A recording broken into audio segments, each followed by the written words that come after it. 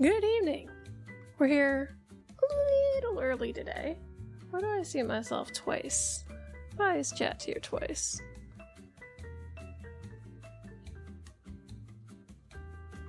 Let me see. Let me check into that. I don't know why it should be saying I'm live twice on the screen. What's the deal here? Huh, punk? But I hope everybody's doing well today. It is Tuesday! You did it! Congratulations on surviving so far! I know a Sunday stream was a bit of a wash. I did not know properly how to moderate and filter YouTube comments, but I have hence learned. This old lady can learn new tricks.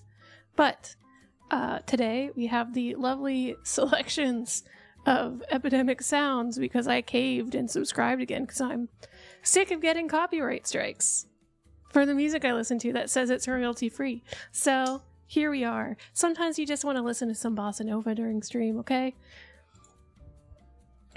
And my chat program is freaking out a little bit.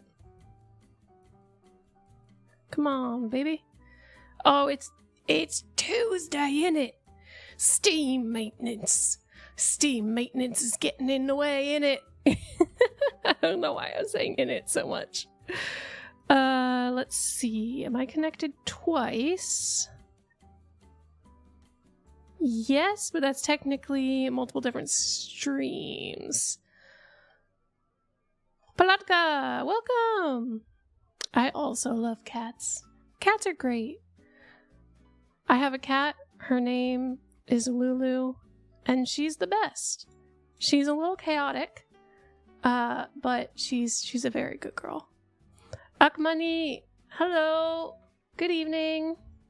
Good afternoon, good evening, good morning, depending on where you are. It is Tuesday.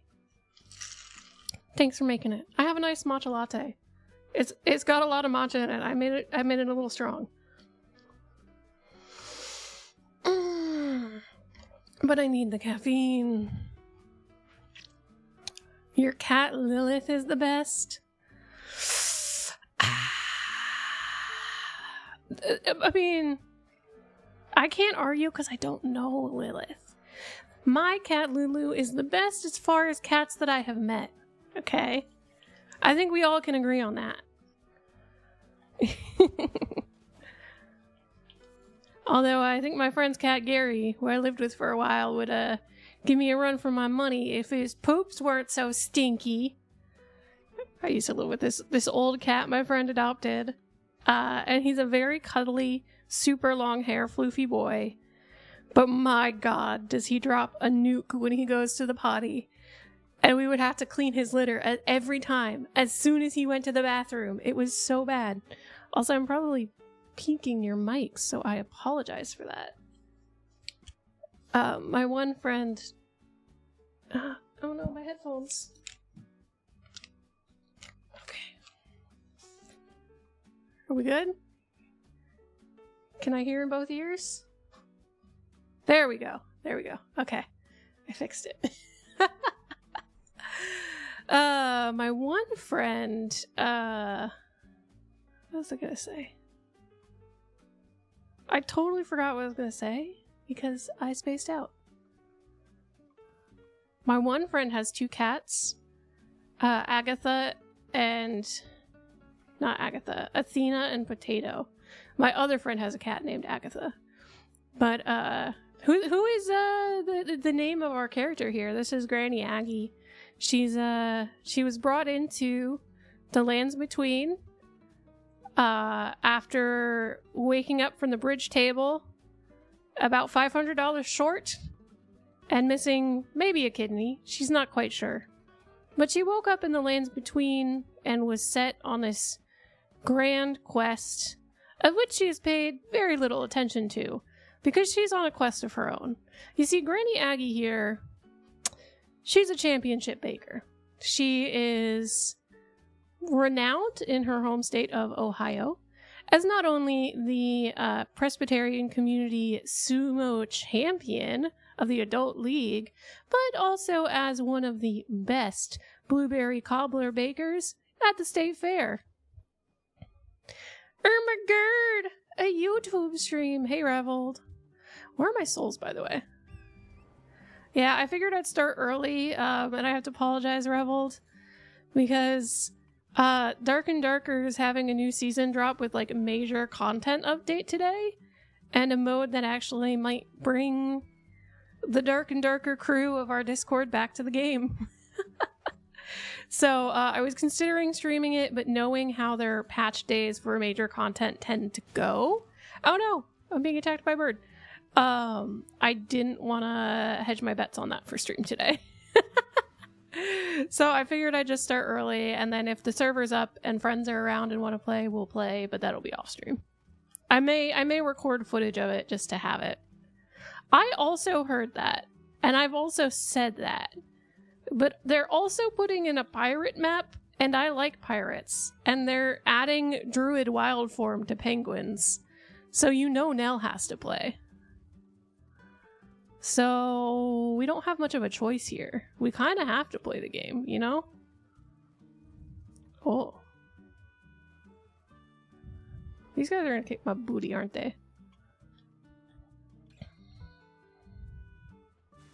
How's the music volume? Is it okay? Is the game volume too quiet, too loud? I think I turned the game volume down, so it might be really quiet. Ugh. No ugh. I hope it's not an ugh day. If you're having an ugh day, I hope it gets better soon. There's music. Yes, there is music. There's some lovely bossa nova in the background.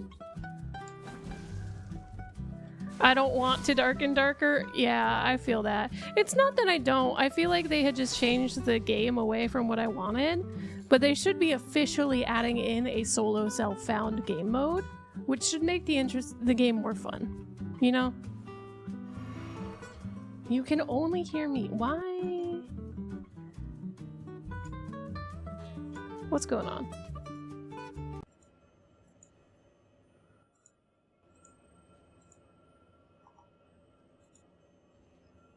The BGM is on for both of these.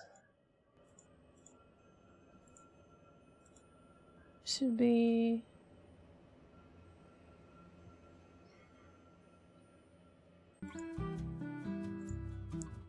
How about now?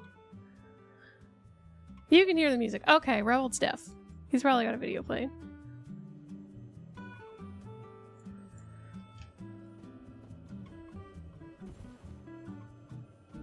You don't read? What do I not read? What do I mean, I don't read. I don't think I ever learned how to do that, but... No, it was good when it was turned up. No, I get the messages late, okay? We may be in the same house, on the same network, but sometimes I get the messages late, okay? Defo tunes playing? Okay. I do. I should put timestamps on.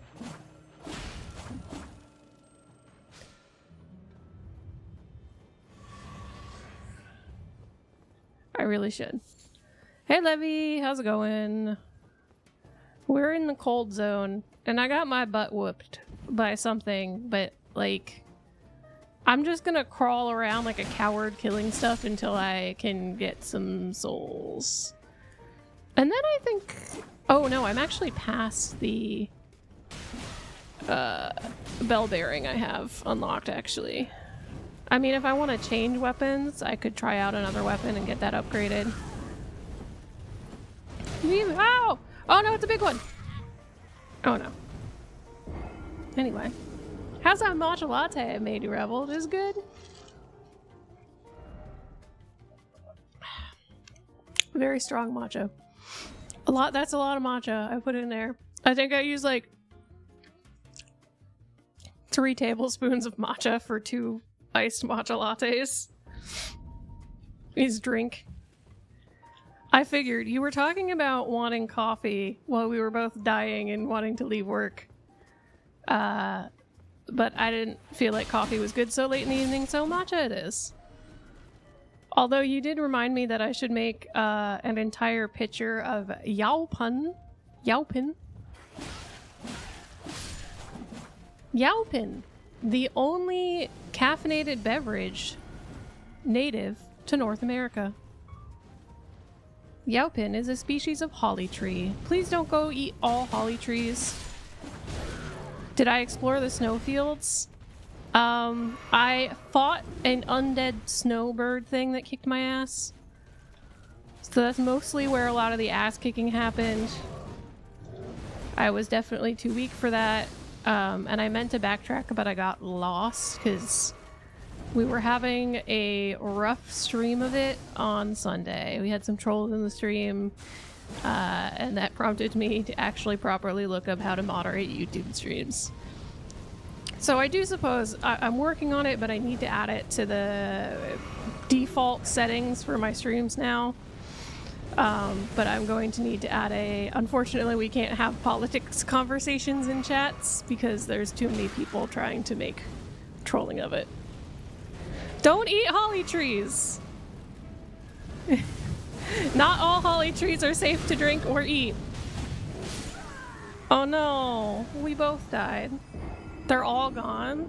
We have no more? Oh no, you've killed Santa Claus. What have you done? So yeah, Yaupin is a type of holly native to the east coast of the United States. It was often cultivated by Native American tribes and serves as a caffeinated beverage. It is often dried to its leaves and steeped as tea. It kind of has like the floral herbaliness. It's almost like jasmine tea with a little bit more herbal, I would say. I don't think I can drink a lot of Yaupin on its own, but there's been some news articles about Yaupin recently, and I kind of got it when I was getting tea on a whim, because I was like, oh, that looks interesting. It looks interesting. I've been to that place, and it's apparently getting a lot of news coverage because with the tariffs being in place in the United States, tea is very expensive and coffee is very expensive, and thus Yaupin maybe becomes one of the cheapest caffeine options you can get.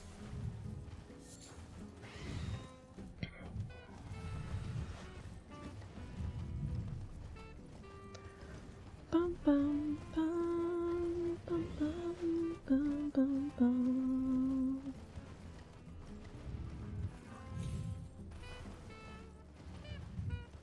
Yeah, I know I didn't properly explore the Verboten lands, the Forbidden Lands.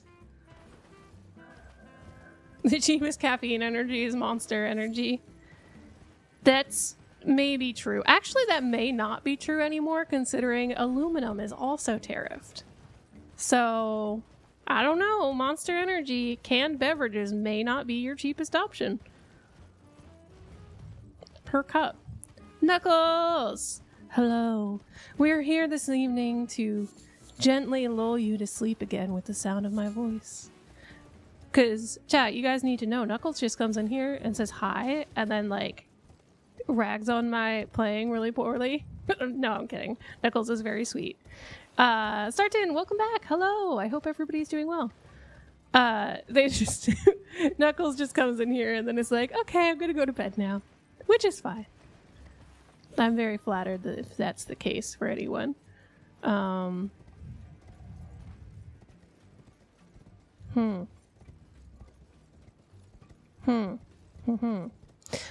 no, I do need to go to the lift teleport on the other side. They don't do a 2-liter of Monster? No, they don't. Although, Mountain Dew should sell a powdered version of Mountain Dew Kickstart. They would make so much fucking money. Like, I really think they should start selling just powdered mixes for energy drinks, but I think people would be worried that they would, like, overdose themselves and just die. But people die of drinking too much energy drink every day, so, I mean, I don't think it matters that much. People are gonna over-caffeinate themselves no matter what. I mean, look at Panera. People knew they were dying from that charged lemonade, and they still drank it. I still drank it. Not to that extent. I cut it with other teas and stuff, but it was good. Good nap on the morning flight. I can never sleep on planes. I had like a 5.5 hour flight, and I was dead exhausted. It was out of my time zone. I hadn't slept for like 12 hours, and I just sat there. Exactly. Levy, we all know I make Danger Aid here. I didn't want to make any Danger Aid during the summer because I was legitimately worried I would like kill myself with dehydration. Because I would be drinking it to hydrate because it tastes good and I was thirsty and I was sweating too much in the summer going to work. But I do make Danger Aid, which reminds me, on my to-do list, I think maybe for Christmas I'll do it. But my Christmas gift to myself may be a nicer pair of steel toe boots. Is this adulthood? Is this working in industry? My boss told me the other day, he comes in, we're talking about going on a site, and I'm like standing there like, yeah, you know, what are the restrictions on steel toe boots? And he just goes, you're not a regular here until you buy your second pair. Because everybody buys the shitty pair as their first one and then needs a better pair. How southern. It's not southern, I just work in industry. Okay? I'm in dangerous environments on a daily basis. And let me tell you, cheap steel toe boots are really fucking heavy. I literally said I'm worried I'm gonna trip in a pothole and then just break my face open on concrete. Show me I don't have an orange safety hat. It's white. I've been debating getting the pink one. But we were saying they should make rainbow ones for Pride, but they have not. I think I've met the dung eater. Is that the thing in the sewer system that it was really, really fast? I think I met it. Also, I was expecting more stuff to fight here.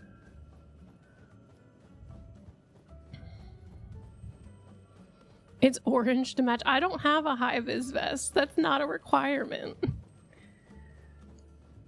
I have safety glasses that are stylish and in my prescription that I have definitely worn when I lost my glasses, which is hilarious because I have 3 pairs of glasses and prescription sunglasses, and there was a time where I lost all 3 pairs.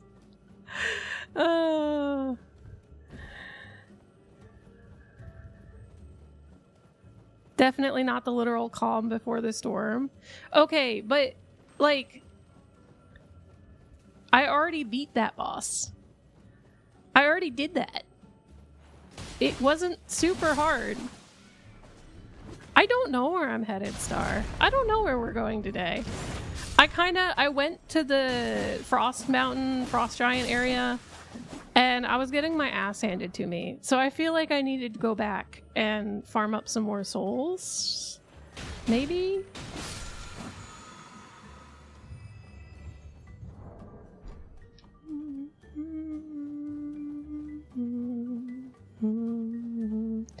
Also, I thought of something this morning, and I was like, if I had a channel theme, do you know what I would want the music for my channel theme to be? I would really want to hear it first, but I would maybe want Americana Bossa Nova. Like, how can you fit a banjo into a Bossa Nova playlist? I want to see it.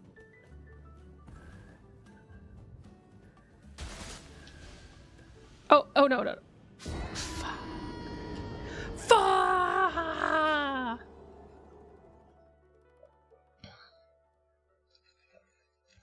What level have I reluctantly, we're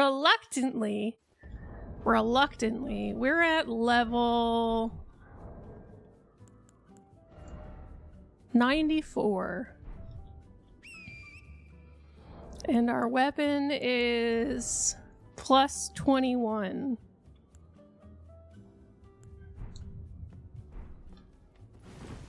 Is that good? I feel like that's still underleveled. I feel like I'm supposed to be maybe like 110, 115 for that zone, level-wise. Sounds high? Those are pretty solid. Okay. Okay, so maybe I just got my butt kicked because I'm bad. It's quite possible. Red buttons, armor. Okay, I haven't seen that. Where is that boss? Because we can go fight it. I might cry or curse at it, but we can go fight it.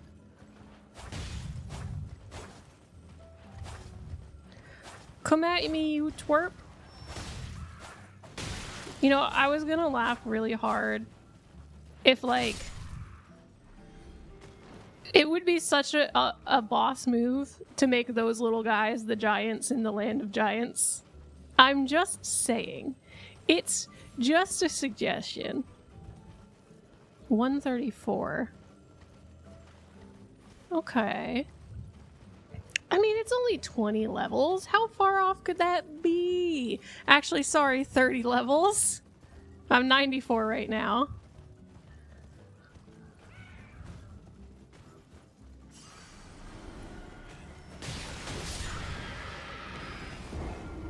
Some grind to the mid 100s. Yeah, that implies I know what I'm doing and that I'm good at the game. These are people that actually know what bosses' like weak stats and stuff are. Nah. In hindsight, I am also doing a very imperfect stat balance because I'm kind of just going with the flow and what I think would make a cool weapon to use, you know? What would be a cool weapon?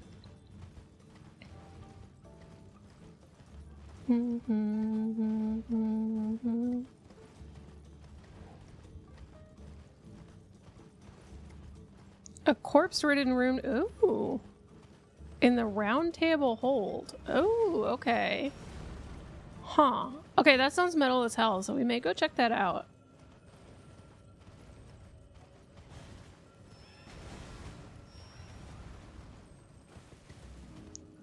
That sounds really cool. Oh, come on, pick him up. Alright, we'll go back. I think I have a TP right outside. The one in the city though, right? Not the actual round... Not the actual round table hold. Or is it the actual round table hold? I haven't gone and explored to see if anything recently unlocked. So... maybe that's on me. Maybe I should go check that out.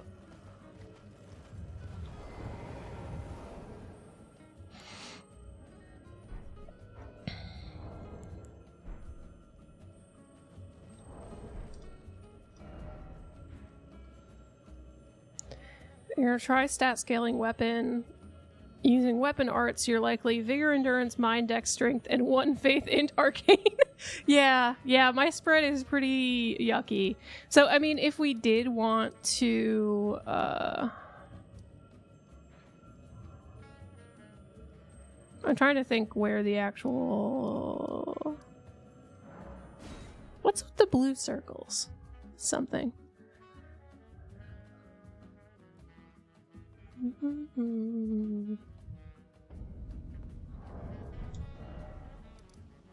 Underground roadside, Forsaken Depths, Capitol Church.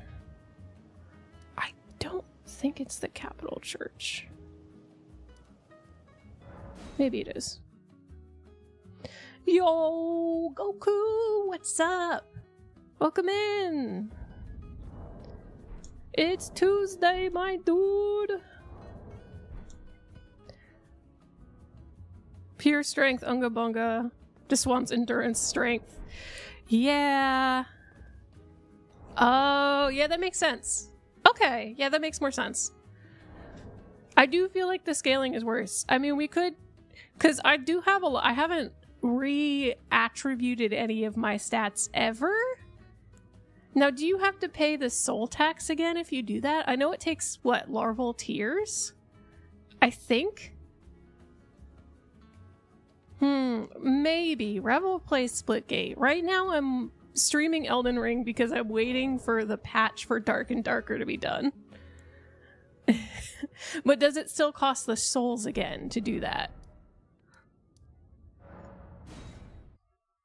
That's the question. Scaling of strength, dex, int. Well, this still isn't it. Why am I'm so lost? Erd Tree Sanctuary, Queen's Bedchamber, East Capital Rampart. I know there was a teleport right there. It's not Queen's Bedchamber.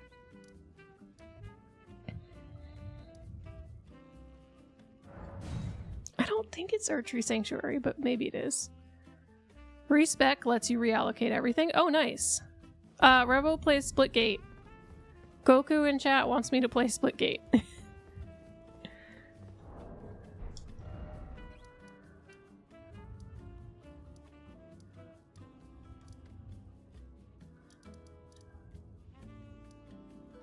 Oh, I think it's Fortified Manor.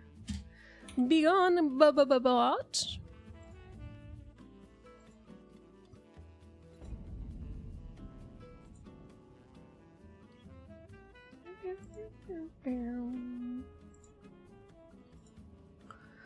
Didn't they kill Splitgate? And 2 is not. See, Revolt says Splitgate 2 isn't worth playing.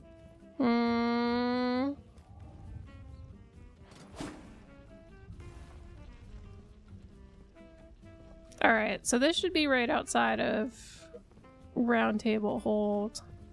Or at least not the literal Round Table Hold, but Round Table Hold that's here. It did feel like this area was a little empty for what we were seeing, so I'm a little curious as to what that would be.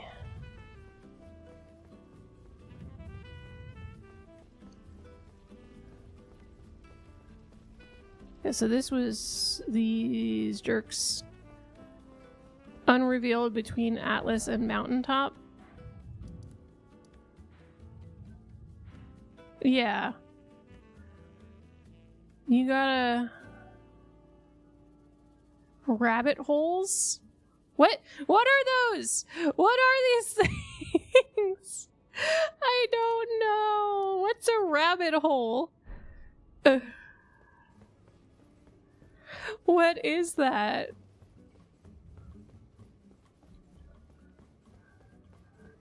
Dun, dun, dun, dun.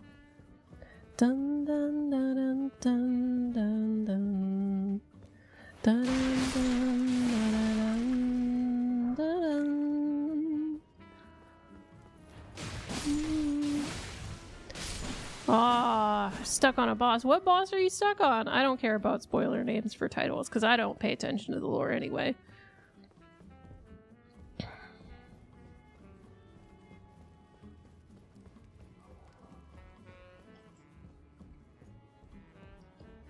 I mean, this entire stream is a rabbit hole by that description.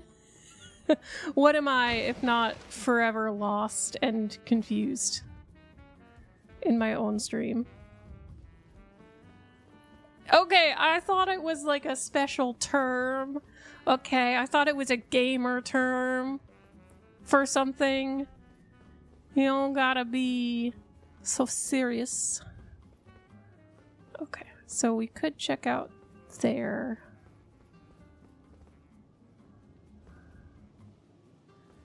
And we're looking for something that goes down. Melania. Oh, I did see Doc Brennan playing against Melania, and that fight looked fun as heck, but really hard because she has a lot of very fast animations.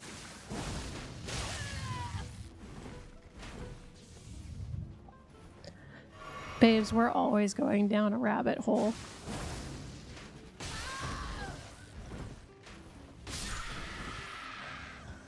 Just call me Mr. Fox because we're always running down them rabbit holes, baby. Chasing rabbits all day, every day. Wait, isn't that a thing for getting high? We don't do drugs here, kids. unless they're prescribed ADHD medication. We do those.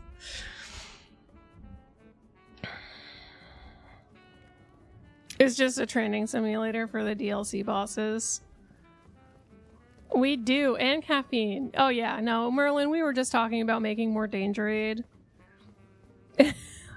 And like, I am almost tempted to just make a short in a trolling manner to make Danger Aid, but I don't want to teach people how to make it because it looks really suspicious, and I don't want children to replicate it because it can be really dangerous.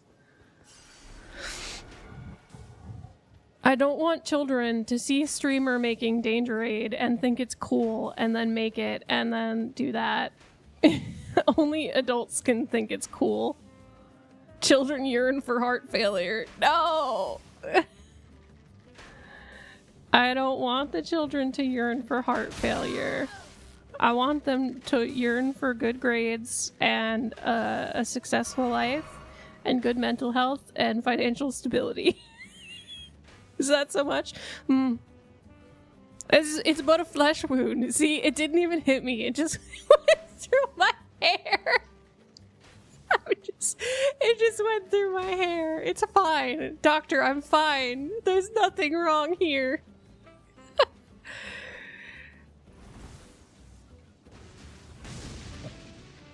Do you guys like my new hair accessory? I think it's pretty neat.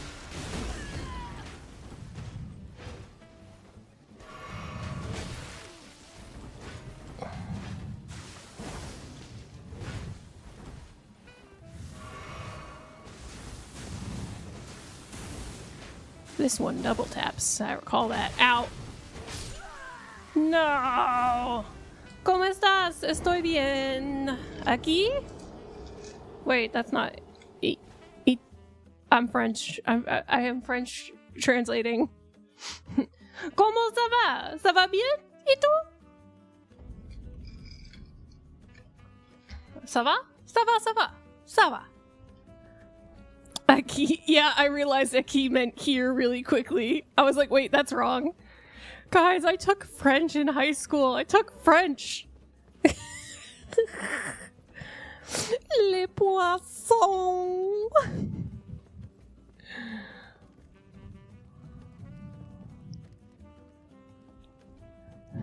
Yo bien.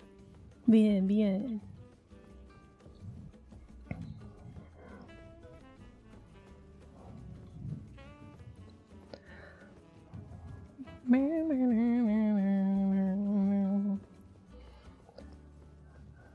But I'm letting I obviously, as you can see, I got off of work and then made caffeine and then set up for stream. And that's been my day so far. My brain cells, they're gone. They're all gone. So this should be a fun one. We're gonna have a lot of fun today, guys.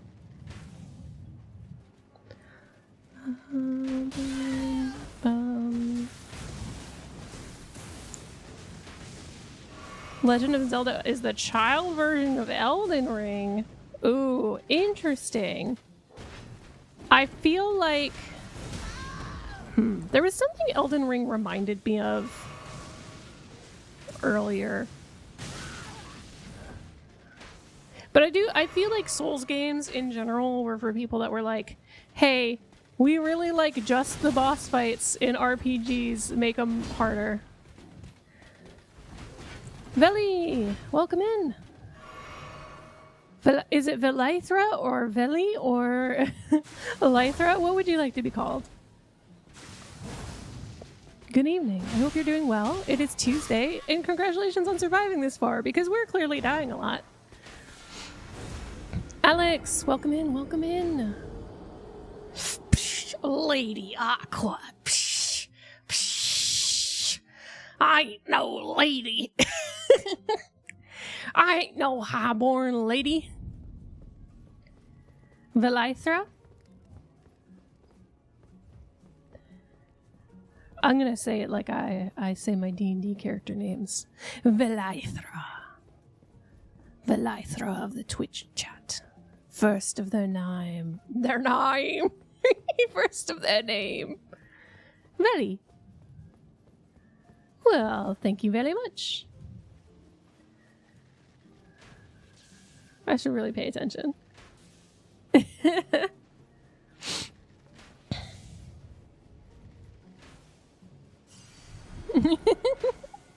Yeah, my intro for stream, I think I've nailed down. I started it because, you know, we've been at this for... I haven't been streaming on YouTube that long. Maybe only a year or so on YouTube. But I've been streaming for over... Gosh, I want to say 5 years. Oh, babes. I not only play D&D, I run my own campaign. So, yes, I play D&D.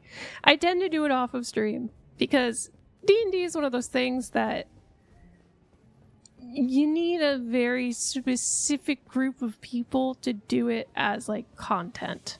And I just really enjoy playing it. You know, I was a theater kid. I never got to be cast as anything other than like an old man or an old lady because I always had I always feel like I've had a slightly deeper voice and I'm tall, so a lot of times when I did theater as a kid they cast me as the old person in the show, or didn't cast me at all, so I never got to do theater, and I'm a little theater kid on the inside. I love musicals. Half the streams are singing streams, you know that. My condolences. And D&D is a great way for me to like explore stories and settings that I think are cool. When I went to PAX West, when I go to conventions, I like to play the tabletop things. I'm that person. When I went to PAX West, we did the Quiet Hour, which that is something I might consider doing a stream of. I might see... Exactly, it needs a lot of editing. I might consider doing a stream of the Quiet Year, not the Quiet Hour, Jesus. Which is almost, it's a tabletop game, but it's almost more of a world building game where you and the other people at the table are tasked with, I don't know if anyone else knows this. So the Quiet Year is a tabletop game where for some reason, one reason or another, the world has ended or gone through an apocalyptic setting. And you have 1 year to prepare for the oncoming winter, which it is assumed is going to be some sort of disastrous event. And during that time, all of the players rotate around, drawing cards, and you can use a normal deck of 52 cards for this, from the table, and they'll be based on the seasons, like spring, fall, spring, summer, fall, and then you return to winter. And as you draw the cards, they get more and more serious. So you'll be doing things like setting up, and this is all just make-believe tabletop. So you'll be setting up resources that your society needs to improve. You can decide what the atrocity was. And it's kind of a collaborative world building, but each person still has their own autonomy over what they decide. So someone can add, for instance, a talking horseshoe crab as a discovery to their society. A giant talking horseshoe crab in a fountain that then duplicates to babies, which then someone else can come in and with their autonomy of their turn decide that that giant talking horseshoe crab should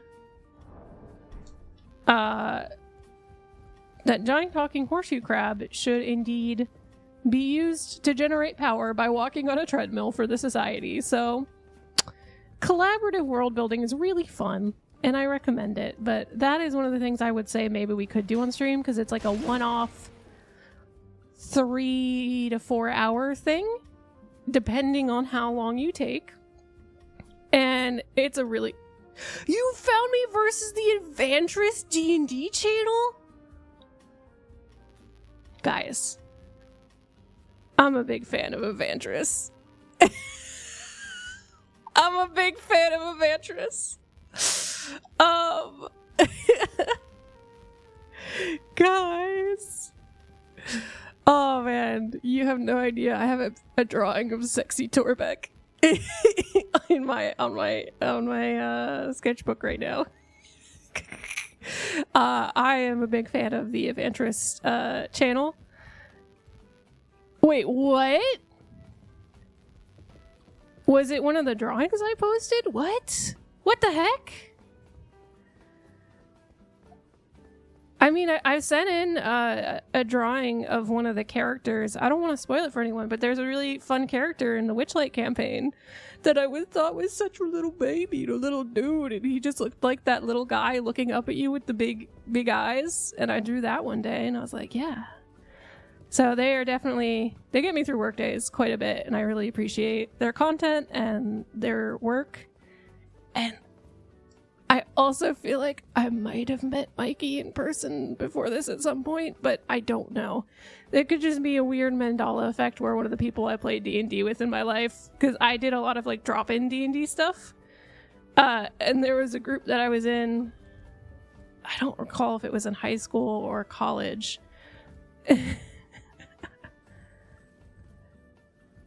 As a very homebrew and fun...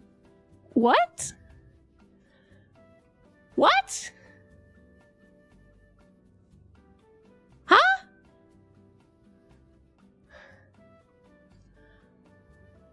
You got... Alex, you're breaking my brain here. What?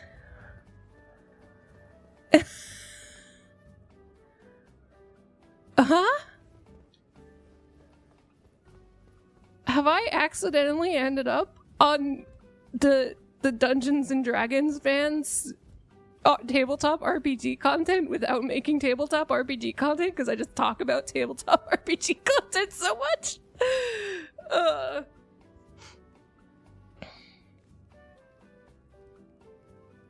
What?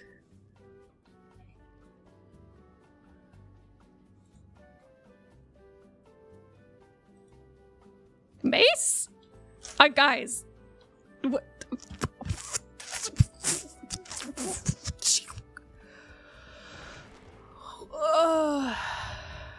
Thank you for the apology, Ray.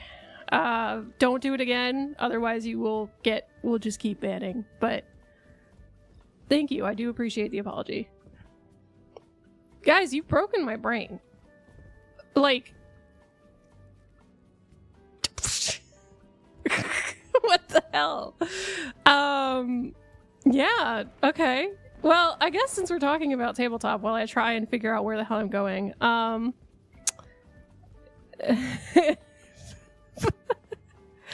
you guys have broken my brain. I'm floored. Like, you don't understand how much Advantress I listen to. I thought my partner was gonna murder me because it is my knitting listening. Yeah, so I run a D&D campaign homebrew on just like random weekends with a group that I did actually meet through the Advantress Discord, and they're very sweet and kind people. I love them to death because they're very accommodating with people's needs and just not having enough spoons to socialize and stuff. But I started running a campaign that is... Where the hell am I going? That is a sea-themed campaign. So I had started it as a joke with a group that I was playing with, and they didn't really like RP that much. But we are getting into our first big dungeon this weekend, and I'm so excited for it. So if anyone's in my D&D group that's watching, turn off the stream right now because you're gonna get spoilers. But thank you to Levy, my brother, because he's given me some genius ideas for just... I'm the DM and I get to do what I want. And if that means turning the multi-level dungeon into also a theme park, we're going to do it. So now my Aqwah dungeon is also a water park. And I have a bunch of content written out so far. I'm just going to run a direction and hopefully not die, guys. My brain is all D&D now.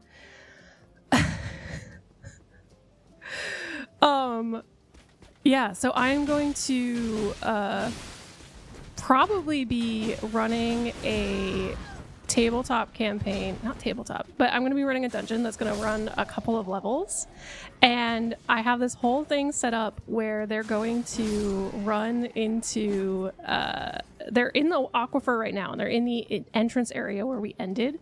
And I knew I wanted to do a multi-level thing. So I needed a theme that like carried across. And I was like, I don't know. Is it too silly just to make it like a spa water park? And I really liked that idea, though, because in the world that we have in the campaign so far, in the world map that's going on, that is definitely not shaped like a Dorito, because the DM me said it once as shaped like a Dorito, and now we use the Dorito as our official map. Not sponsored. Gosh, what was I saying? Yeah, so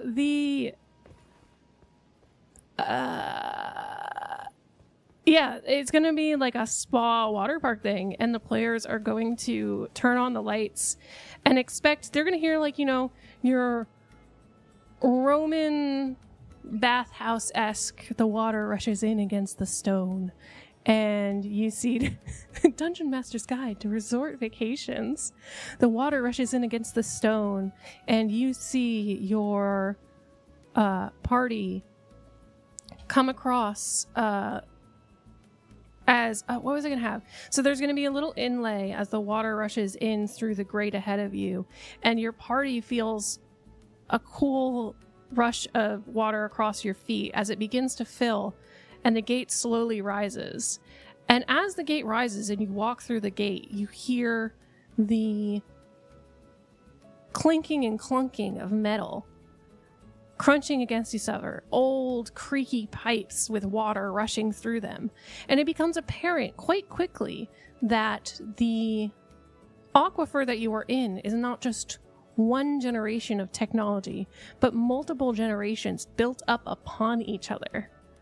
How, you do not know.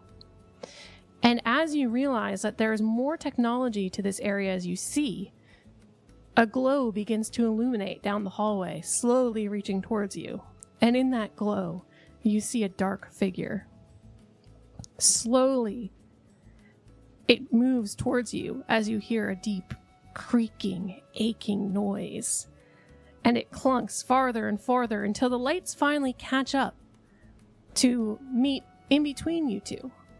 And you can see an automaton in a disheveled and dirty, dusty mascot costume of a seahorse. And that's how we're going to start the dungeon. I'm so excited for it. I need to figure out a voice for our seahorse mascot that's going to be guiding them through the dungeon. But I'm a very loosey-goosey DM, and we're just going to figure out how it's going to go. We'll guess. What's a good DC to endure the sauna?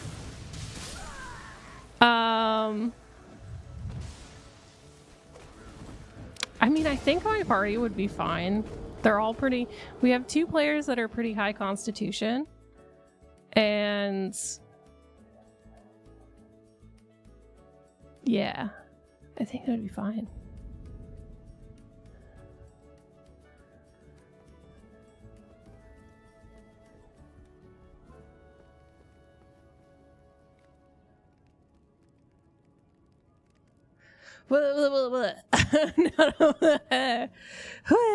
Anyway, yeah, I'm so excited for that because I've always really enjoyed one of my favorite settings that I've seen is actually one thing I'm really excited for. Rise of the Tomb Raider, I believe, is the game. Yeah, the second one, Rise of the Tomb Raider, was probably one of my favorite environmental designs in video games that I've seen in a long time, just for the sheer, like, story applicability. I love when games utilize their environment to tell a story. And you've heard me rant about this if you've been on the channel enough, but the difference between Ghost Recon Wildlands, where the environment tells a lot of the story through, you know, the geography and the architecture, versus Breakpoint, where they just copied and pasted the same assets around the map, where I was so disappointed and mad at the game that I wanted to refund it. But I do really enjoy the Rise of the Tomb Raider story because, yes, Levy got it. The Byzantine Empire under a glacier. Just... the art direction they did was so detailed for its inspirations for Byzantine, Orthodox Christian inspired art, that it was so beautiful. And just having studied art history, I was like, this is great, because this is what I would imagine this looking like. And they have a lot of twists where this is a technology that maybe technically didn't exist, being some of the cisterns, and there's a whole like underground city in this stuff, and they definitely took that in there. Warrior, hi, welcome back. Chat so far has like broken my mind, and I am just trying to, I'm reeling honestly still, so thanks everyone.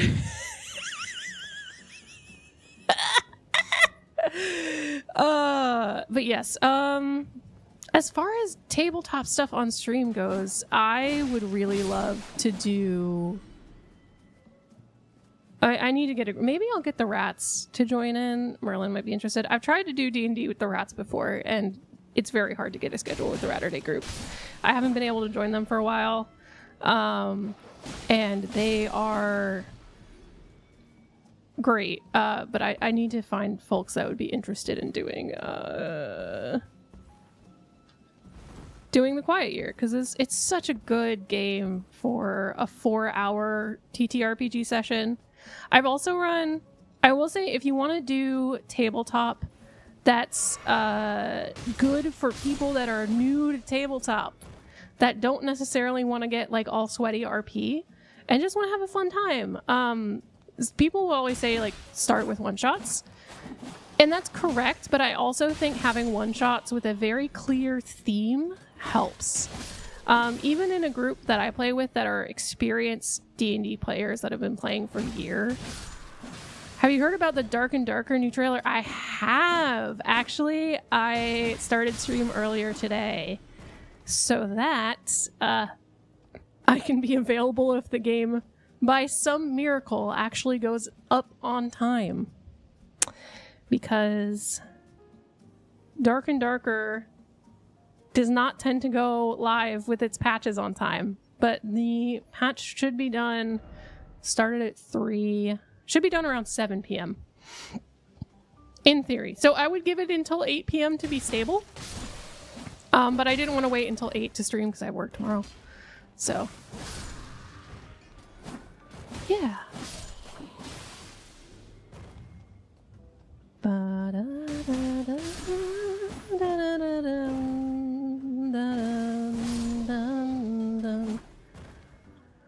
What about D&D or something with tabletop game fans?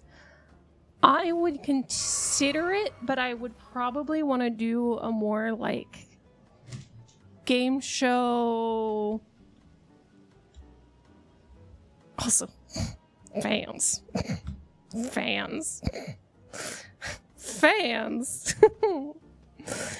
Oh, I'd be flattered if anyone would consider themselves fans. I'm flattered. But I would definitely want to do it. And I have considered it. I actually wanted to do, was it for the 4th of July? I kind of wanted to do a US civics quiz with chat involved. But the thing with me is I always have to be really worried that people are going to show up. And that's why I get really nervous about doing like group stuff with stream, because I don't have a consistent audience enough. I'm being real frank here. I don't have a consistent audience enough to be able to just like open stream, start a stream, and be able to pull people from the audience. Like, I don't know. Maybe I do at this point, and I'm just kind of like still in that mindset of like being a small streamer Andy, but it makes me nervous. But it's not something I haven't considered. I would love to do just like a super unhinged homebrew tabletop thing. I'm thinking of dropouts fucking Dimension 20 on a bus right now. I am the Matt Mercer in that situation where I'm like, we can make this work. Mommy, one of you, Andy. I did a stint reading 4chan. I'm sorry. Don't worry. You guys will get to the point where, you know, maybe we'll get popular enough to the point where I'll have a whole content video where I go over all the, like, attempting to be professional outreach emails that I've sent to other streamers and content creators with, like, ideas for content that absolutely get deleted instantly by their managers that are probably really cringe. Auntie. How are we doing on souls? We're doing all right.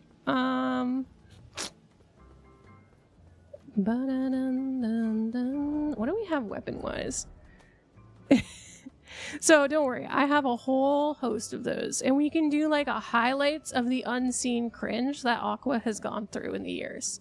But maybe that should be like a subscriber goal. Like maybe we hit like 2K subscribers at some point on YouTube. And then we look at all the cringe emails that I've sent content creators. Because it's gotta be to the point where like those content creators won't think I'm absolutely creepy, but they probably will. So, yeah. Oh, and I have run everyone as John. Everyone as John is good. I like playing everyone in John, but I feel like as someone that really likes routine and guidelines, I don't like everyone is John. Again, because it's not as friendly to new players because it doesn't have a solid theme. So my favorite thing I ran for less experienced D&D players was Honey Heist, actually. Because you have that colloquial knowledge of heist movies and like Ocean's 11, and it gets people excited and into the mindset. So you're already getting them a little bit into that mindset of roleplay without making them feel uncomfortable because they're just drawing on what they know from movies and stuff. Whereas if you're giving them a blank slate saying, hey, you can do whatever you want, everyone is John, people are like, oh, but what are the rules? Can I do this? Can I do that? And it's a lot more questioning. And I feel like you get the most hilarious moments in tabletop roleplay when people just feel comfortable doing the crazy shit and asking for forgiveness later from the DM. Like, I'm a very, like, yeah, we'll figure out how that works, DM. My players, do they fail their role? Have they failed their mission to, I love heist movies. They're so good. Like, I love the formula of a heist movie. It's so fun. I don't like to say I am definitely not a type A person because I can't plan anything for the life of me. I am a loosey-goosey go with the flow. Words are hard. Go with the flow person. And to... So I recently spent a while building a character for the Lancer TTRPG. How do you like it? And what are your favorite things there? Where am I going? Where am I going? Where am I going? What am I doing? What am I doing here? What is life? What's happening? What year is it? Am I getting Alzheimer's? Is Granny Agatha rubbing off on me? No, she's a Spitfire. That would never happen. I believe in the red hair. The red hair believes in me. I couldn't remember the key to teleport. I couldn't remember the button.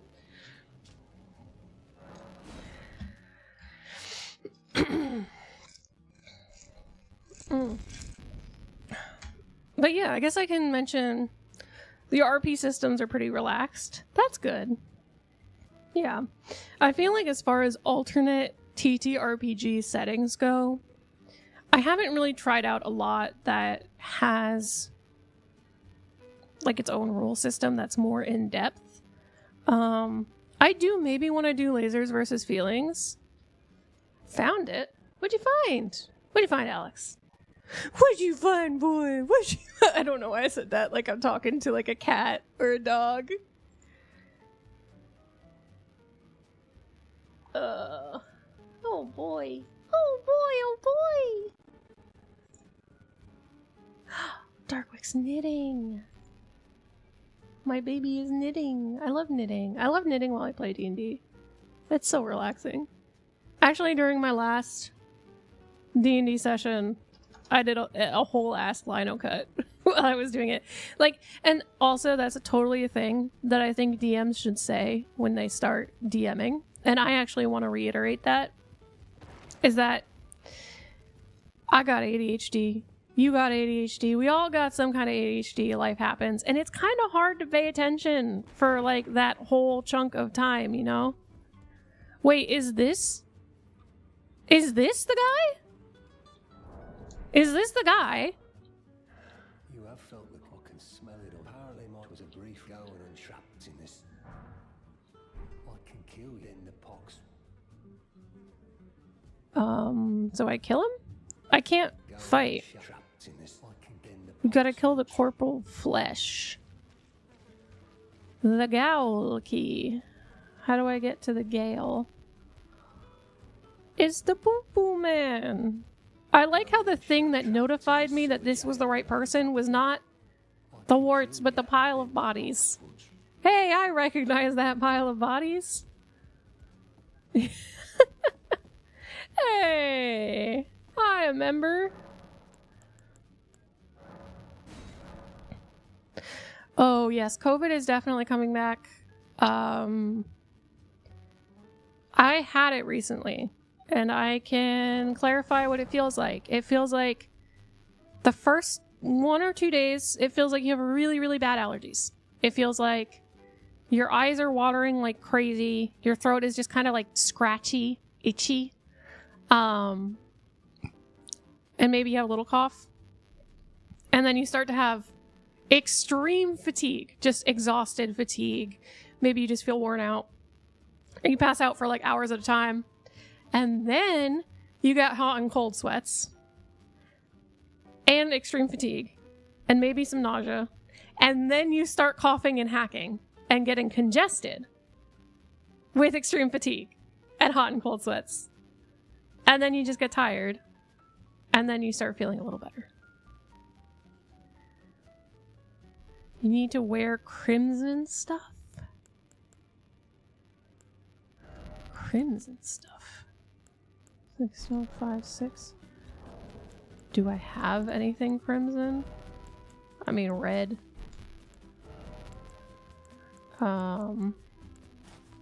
We do have some drip. We have some drip.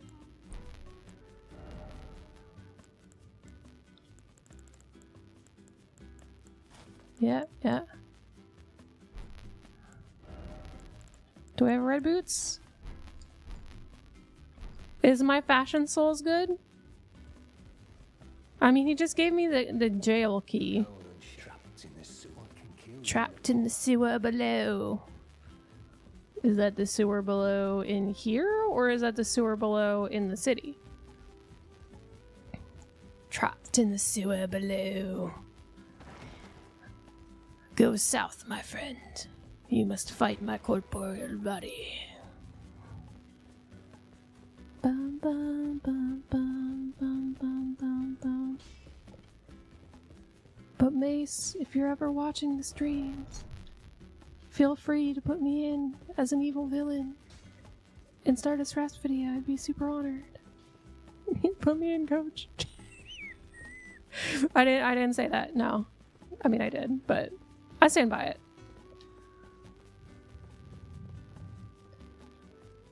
I feel like someone would, you know, they'd call the space station and just be like, what are you doing here? What? Why are you here? I do want to make more, I keep saying it, but I want to make more lore content. I have the storyboards done for space lore, but I don't know. You need seedbed curse. I don't want to get cursed. I don't want to get cursed just to fight Poo Poo Man. That's not a key.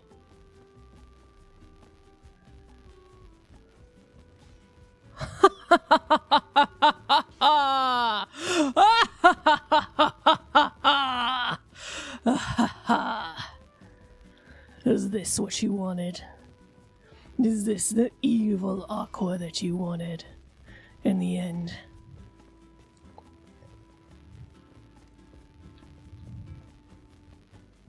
because I'm still lost, and I haven't found my way back to my quarters in 50 years. Okay. I want to burn the impenetrable thorns.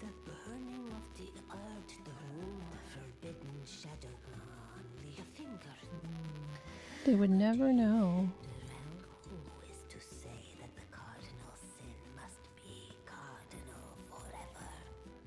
Maybe for Halloween I'll do a stream where I'm just like super villain. I'll go full dark mode, which I don't know if I still have the toggle for. Shall we check the toggles and see what buttons I can press?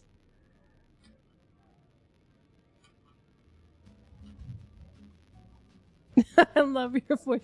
Thank you. It's very raspy, but I try my best to be able to do silly voices. Oh, my numpad's not on. Some of these has gotta be my hotkeys, unless I turned them all off. I might have. Oh no, I think I turned my toggles off. It is almost Halloween. We could go zombie mode too. Oh no. What's going on? Oh, that's why. Is that it? Yeah. Hi.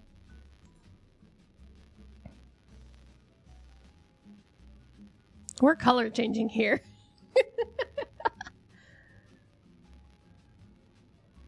You're gonna DM for the first time! Oh my gosh, I'm so excited. Ahmed, welcome back! How are you feeling? I hope you're feeling good. Are you hydrated? Unk still got it. Yeah. We got, oh, I don't have my helmet toggle. Look at all these buttons I never use. Wait, we can zoom in here.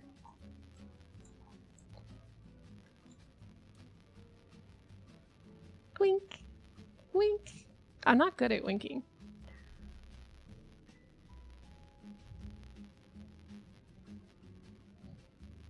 If you know, you know.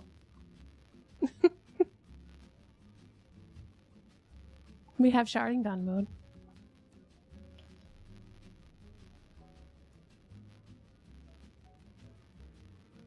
I should use the blood tears more. I don't use them often. We're just playing with my VTuber buttons because I haven't pressed them in years. Because honestly, I'm waiting on...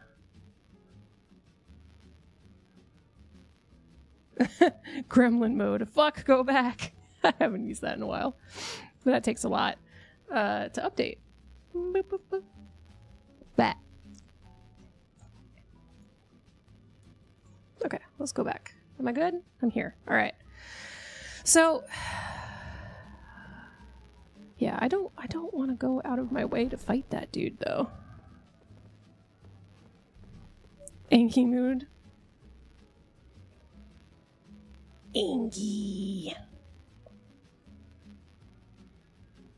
Oh, yeah, I forgot. Does that only work with that toggle? I mistoggled something. So when I was making my VTuber model, there was a period where if I used to pout my cheeks, it would also do this, but lighter. But now it only does that if I have that toggle on. So I don't know what that is.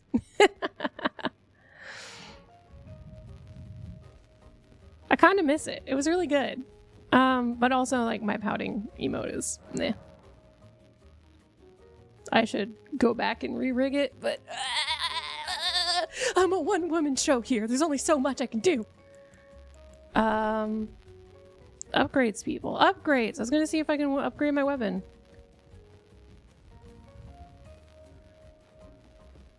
You won't be bad now, will you? Will you? Slowly, I'll start turning into Batman otherwise. Don't you dare pet me in the face. I didn't consent to headbets, did I? You don't deserve these headbets. 'Cause I'll throw you on the ground. Okay, that's too deep. Too deep. I'll throw you down right now.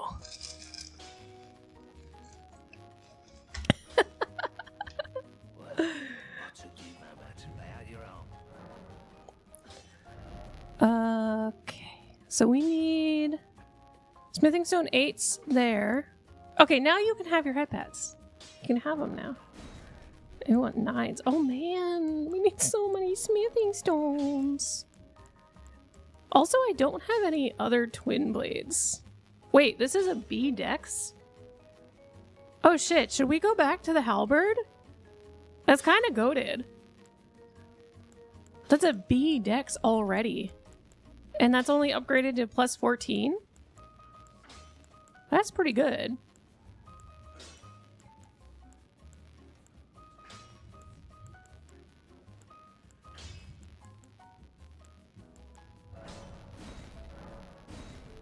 And I need smithing stone 5s. Let's get those. We can get 5s and 6s. How dare I? How dare you?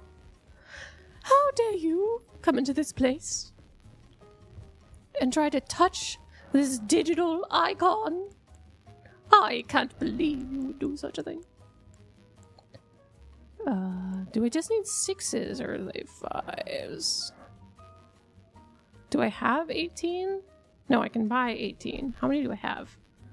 I have 11. I need 5s. Okay.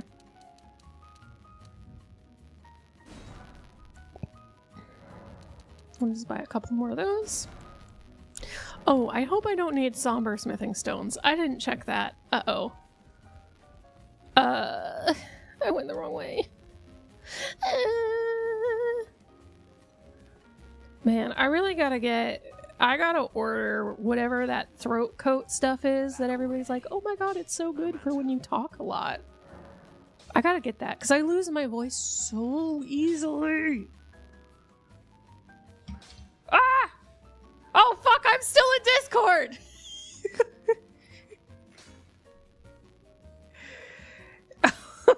Wait.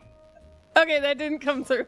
But I'm gonna... Okay, would you like to say hi on stream? And then I'm gonna leave. I'm sorry. Yeah, okay. I haven't turned the Discord toggle on so they can just hear me. Okay, bye! I totally forgot. I forgot I was in Discord. And Nell just joined the Discord and started singing... Somebody once told me. You guys couldn't hear that, thank God. But I just got not rickrolled, but somebody once told me the world was gonna roll me. I had to start this tool in the shed. I totally forgot because I was joining because I thought we were gonna do games and then do Dark and Darker, but I decided not to believe in Iron Mace's ability to put a patch out on time. Somebody once told me the world was gonna roll me. I ain't the sharpest tool in the shed. She was feeling kind of dumb with her finger on her thumb in the shape of an L on her forehead. Well, the world stopped running and it stopped running. Oh, I mean, there's always controversy with Dark and Darker. They... the guy that's lead dev on it has essentially, like, seized ownership from the original, like, leadership team and is kind of in charge now, but makes some weird decisions. So it's a lot of, like, weird... back and forth, like make a patch, people hate it, they revert the patch, and then they go back to doing it later. So it's a lot of like yo-yoing in the quality of the game rather than just refining things and trying to make them better. So like major features are still getting updated years plus into early access. So, and they're like adding in and taking out game modes, which is a big thing because it's like the way people like to play the game. So, there's a new season coming out for Dark and Darker, and I have like 1,000 hours in the game. I can't not play it when they're adding in pirates. They're adding in pirates, guys. I can't not play Dark and Darker. Thanks for the lurk. Welcome in. Dun, dun, dun, dun, dun.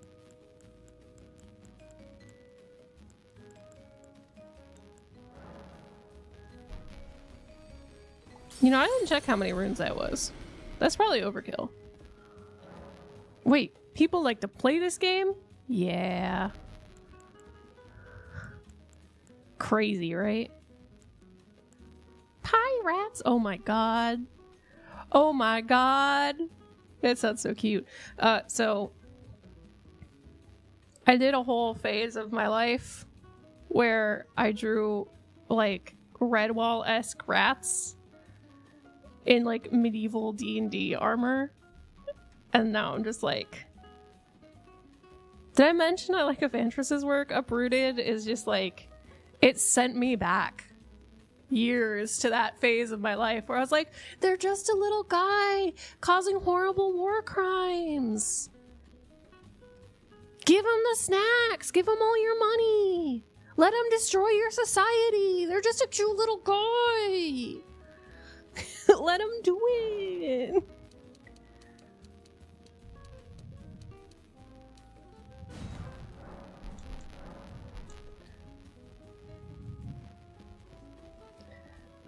If you've played Dark Souls, a little more of the same... What? I've played... There might be a mistranslation there, but backstory on Dark Souls. I have played about 90% of Dark Souls 3, and I ended my playthrough of Dark Souls 3 to come play Elden Ring because it was more relevant and people would be more interested in it. And also I was kind of at an impasse with Dark Souls, and I was stressed out about it. I have played maybe 10% of Dark Souls Remastered, and this has all been within the last like 4 years. I didn't play Dark Souls much before that. I actually bought Dark Souls 3 shortly after it came out and hated it. Hated it so much. But eventually I said, I gotta be a real gamer. It's my time. It is absolutely my day to come in and game beyond the stars and get good at Dark Souls. And that's why we're here and why I have amazing perseverance at getting my ass handed to me in a Souls game. Because, you know, I think we spent probably about 45 on-stream hours, not in one go, but 45 on-stream hours stuck on just the Abyss Watchers fight. So, in hindsight, the moral of the story is shove your head against the wall until the wall breaks. And you'll get there. Within reason. Sometimes, maybe you need a helmet with a wedge on it that'll crack the mortar on the bricks and break it open. And then you can Kool-Aid Man through walls as much as you want. Because once you've figured out how to Kool-Aid Man through the one wall in front of you and break down those bricks from its weak point, you can Kool-Aid Man through almost all the walls until you run into a wall that's made out of something different. So, I hope that's good life advice.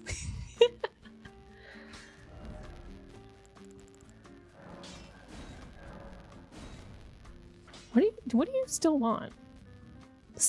You still want smithing? Damn. You are thirsty for Smithing Stone 6. This better be good.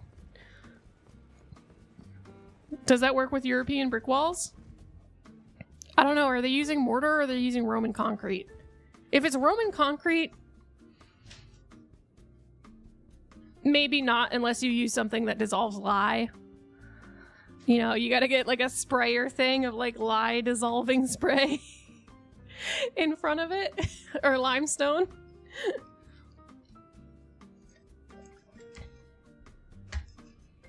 But you know, yeah, you're faced with a brick wall. Eventually, if you stare at the brick wall long enough, you figure out how to break it. You know, you find the cracks in it. You see the weak point where one of the bricks is a little loose, and you can wriggle your way in like a snake wriggled into my house through the tiny hole in the brick wall that they ran an electrical cable through. And I had to and Revel had to put a bucket over it, and I had to pick it up with the salad tongs and take it out into the garden and just go, be free! And I threw it with the salad tongs. And then I had to be with Revel so he saw when I washed the snake tongs to make sure they were not snaky. I may have accidentally started a fight club. Well, make sure you make money off of it. Da-dum, da-dum, da-da-da-da-da-dum.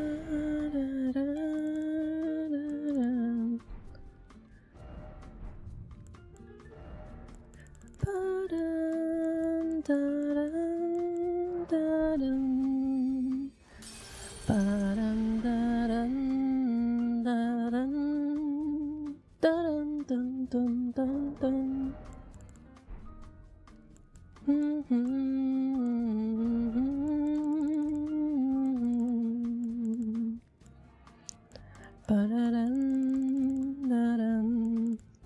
So I guess here would be my question for chat.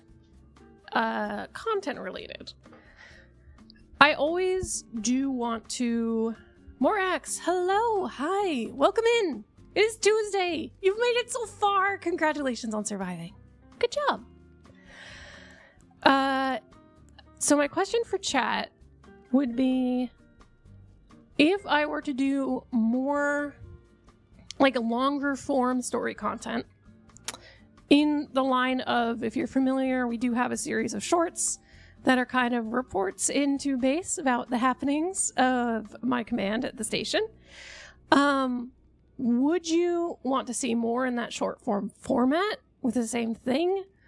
Would you want something that's a little bit longer that is verbally narrated and more kind of like an audiobook?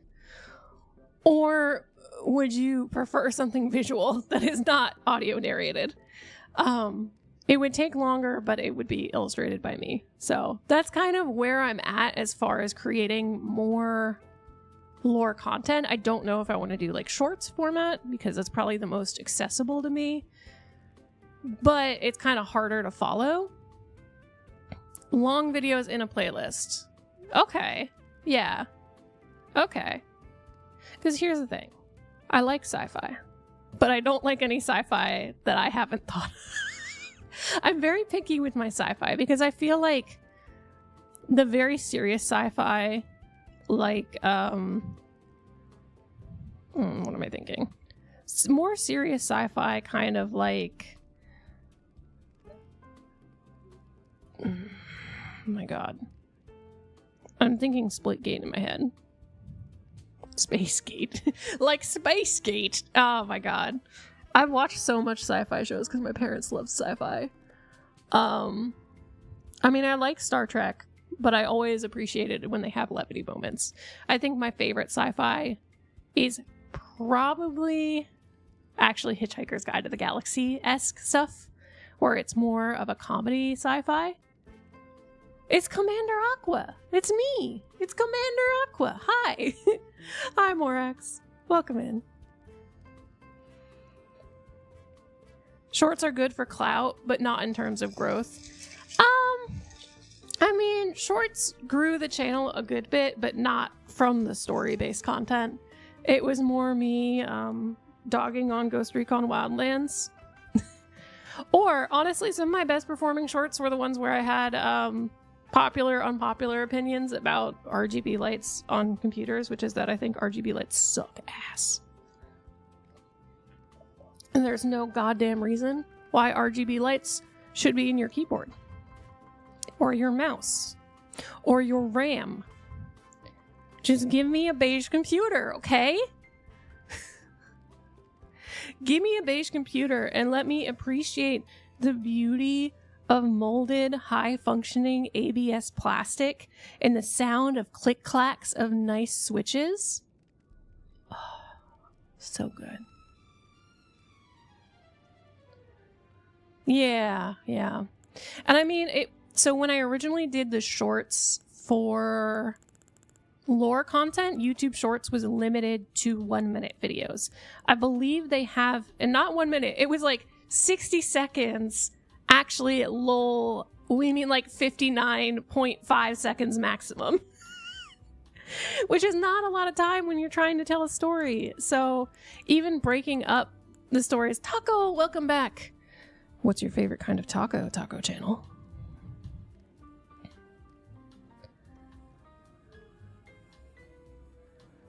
Turn lights back on button where the start button is. Yeah, I don't like RGB things. I don't like them.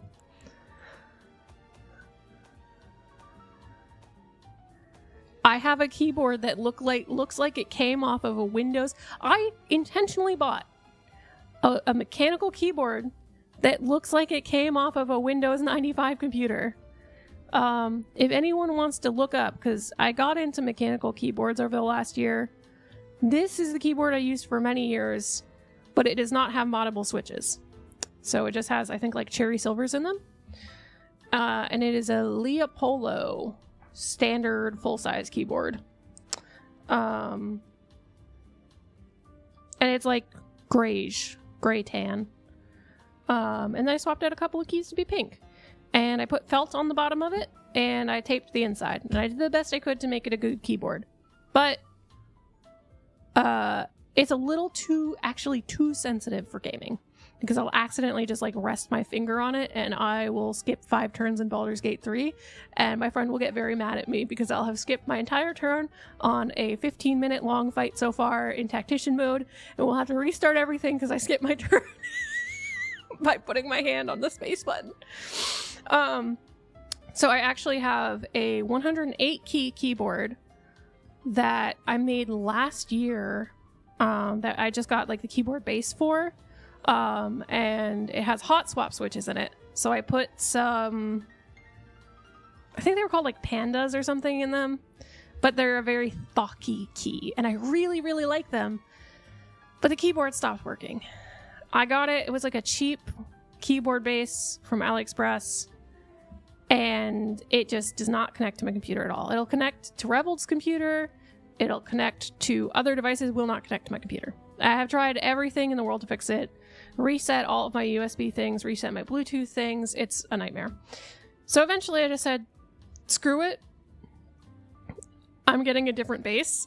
And I just bought the cheapest mechanical keyboard base with hot swaps that I can have that should be coming in soon. I do remember you, Taco. Welcome back. So hopefully I can swap that out and maybe we'll do some like script typing work with me streams if I just need to work on stuff and you can hear the lovely tap, tap, tap and maybe some gentle conversation as I mutter about my lore ideas and how I think that we should have, we should definitely have like space stuff, space. Space.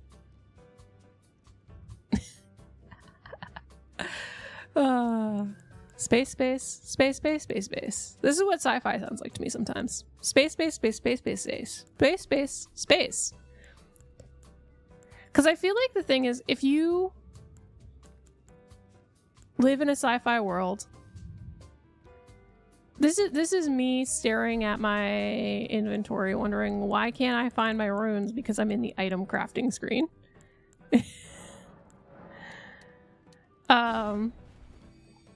Just leave it on the lowest brightness. The thing is I don't use I use opaque keys so you can't see the RGB anyway. Doesn't matter. But yeah, you know, if you spend so much time in space, everything's space, so it doesn't matter if you're like, oh, we were in the cold outer space. We were just out.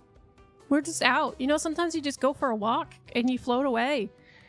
'Cause space. I mean, depending, but...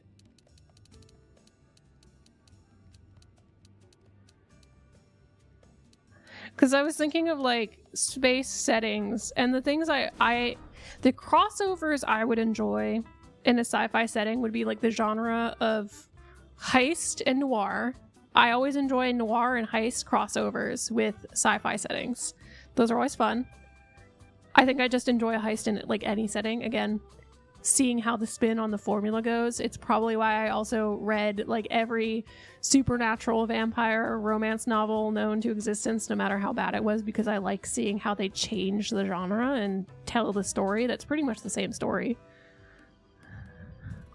I would like to hear your D&D takes, ideas, and content in general. Maybe I should. I don't know, man. I don't know if I'm ready to like take the leap to like become a D&D content channel, but I love tabletop games. I like tabletop games, but I don't like the consumerism that people think playing tabletop games is buying dice and buying things.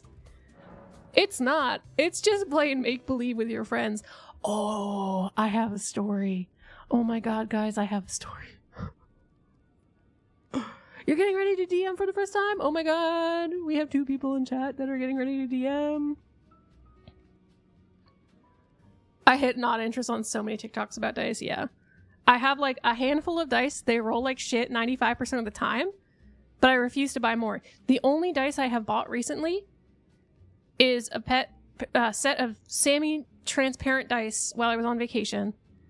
And that was because I was very pleased that the D4 was rounded. It's like a rounded, like, biscuit shape, I guess. So it's not sharp. I don't want my yummy caltrops, okay? I can't do caltrops.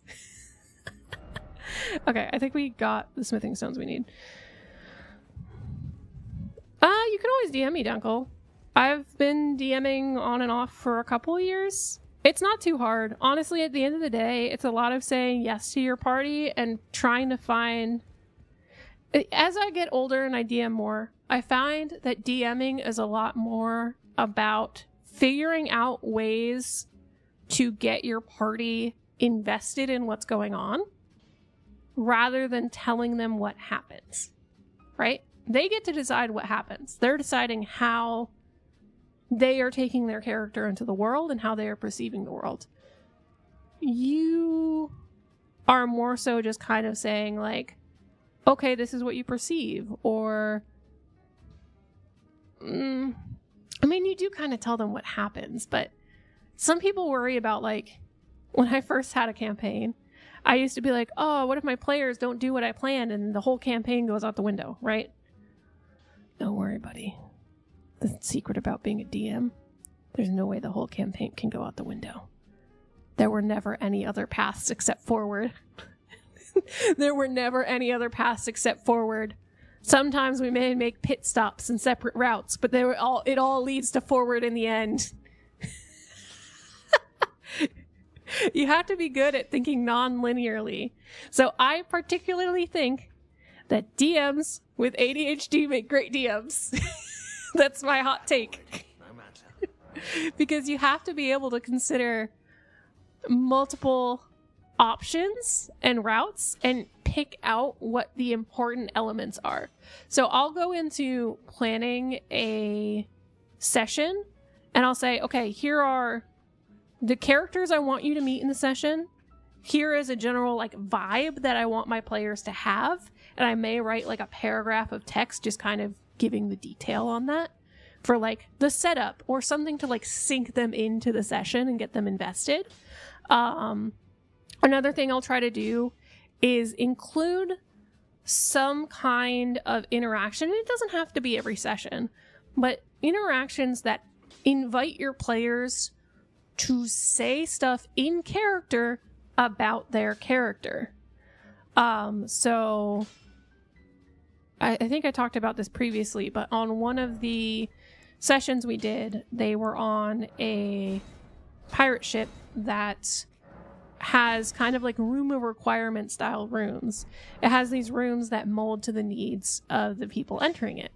And I would say, okay, this player, tell me about a time that you felt this way.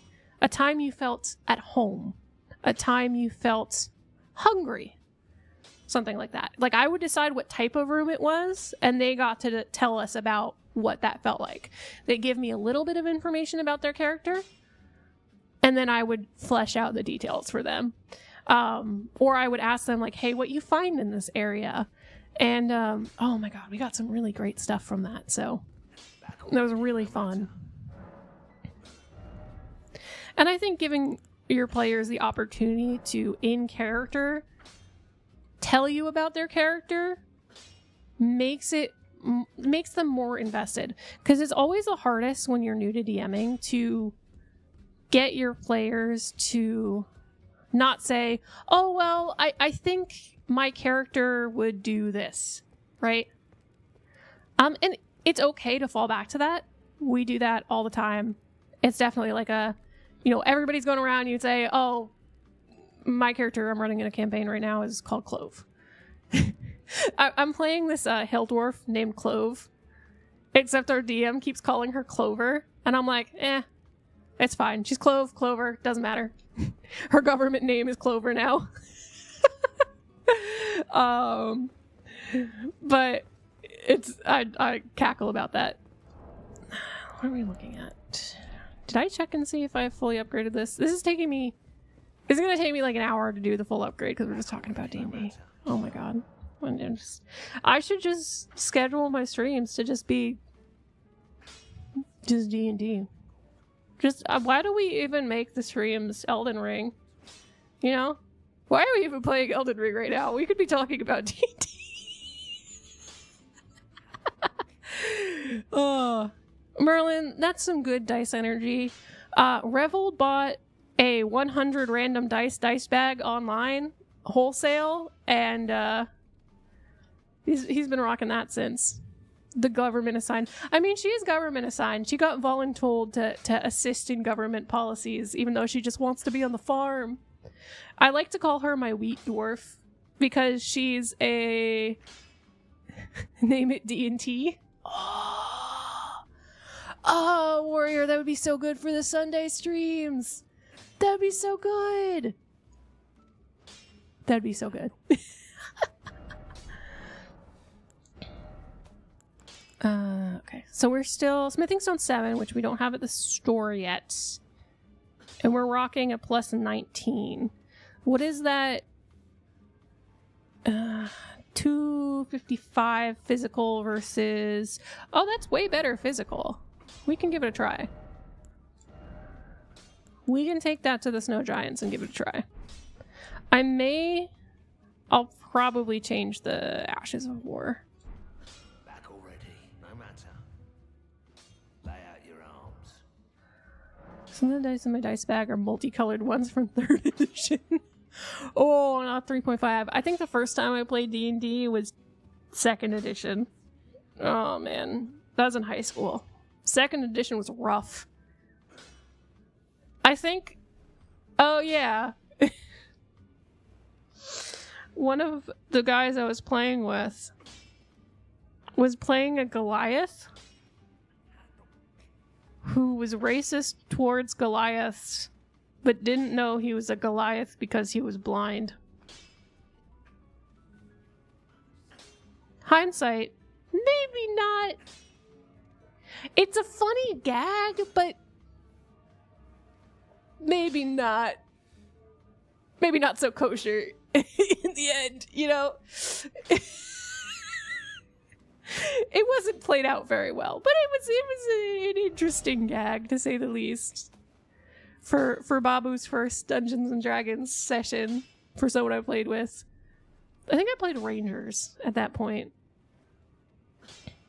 I think they were always broken. I think I recall them having like stupid high AC. So, who knows? So we're gonna see. Oh, can I not? Ashes of War, that's what we want to do. So we have the magic lightning halberd, sacred halbert, banished knight's sacred halbert, sacred. Deus iudo bide cold. I do like the cold slash. It's really nice because it slows things. You know, maybe we'll have the cold halberd and we can switch to the dual blade if we need to. We still want B scaling. Keen. 244.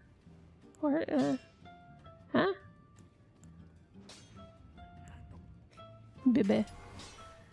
Baby, baby. G, G, G, G. Baby, baby, baby. G, G, G, G. Baby, baby, baby.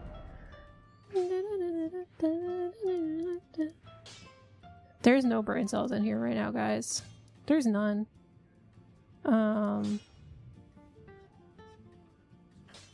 We were talking about Dungeons and Dragons. TTRPGs.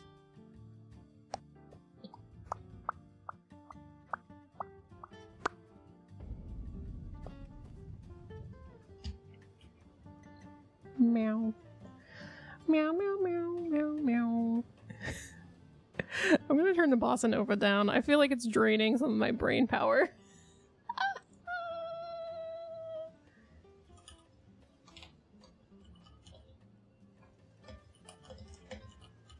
Maybe we can do another segment that's Dungeon Master Help Center. Hello, welcome to Dungeon Master Helpline. How can I help you out today? What problem as a DM are you having? Ring ring. Is that your sending stone ringing? We're just a dial away. Hop, skip, and a jump. Don't worry, won't cost you more than an electrum piece.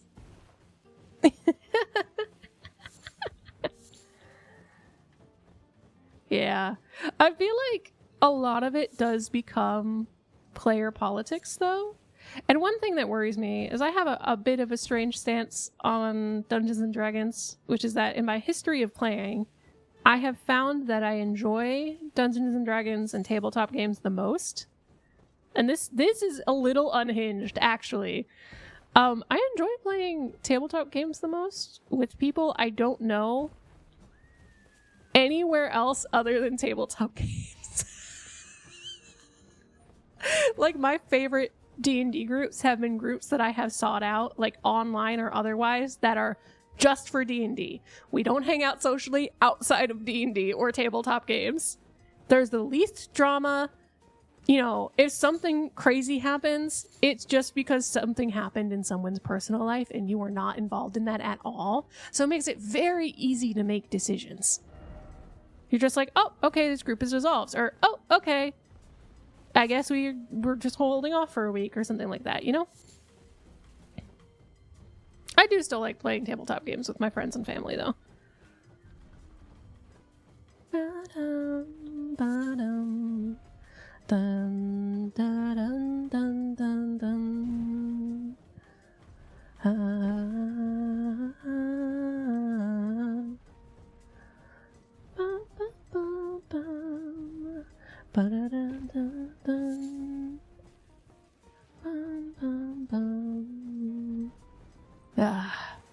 Let's see. Oh, I think we should we use this one-handed?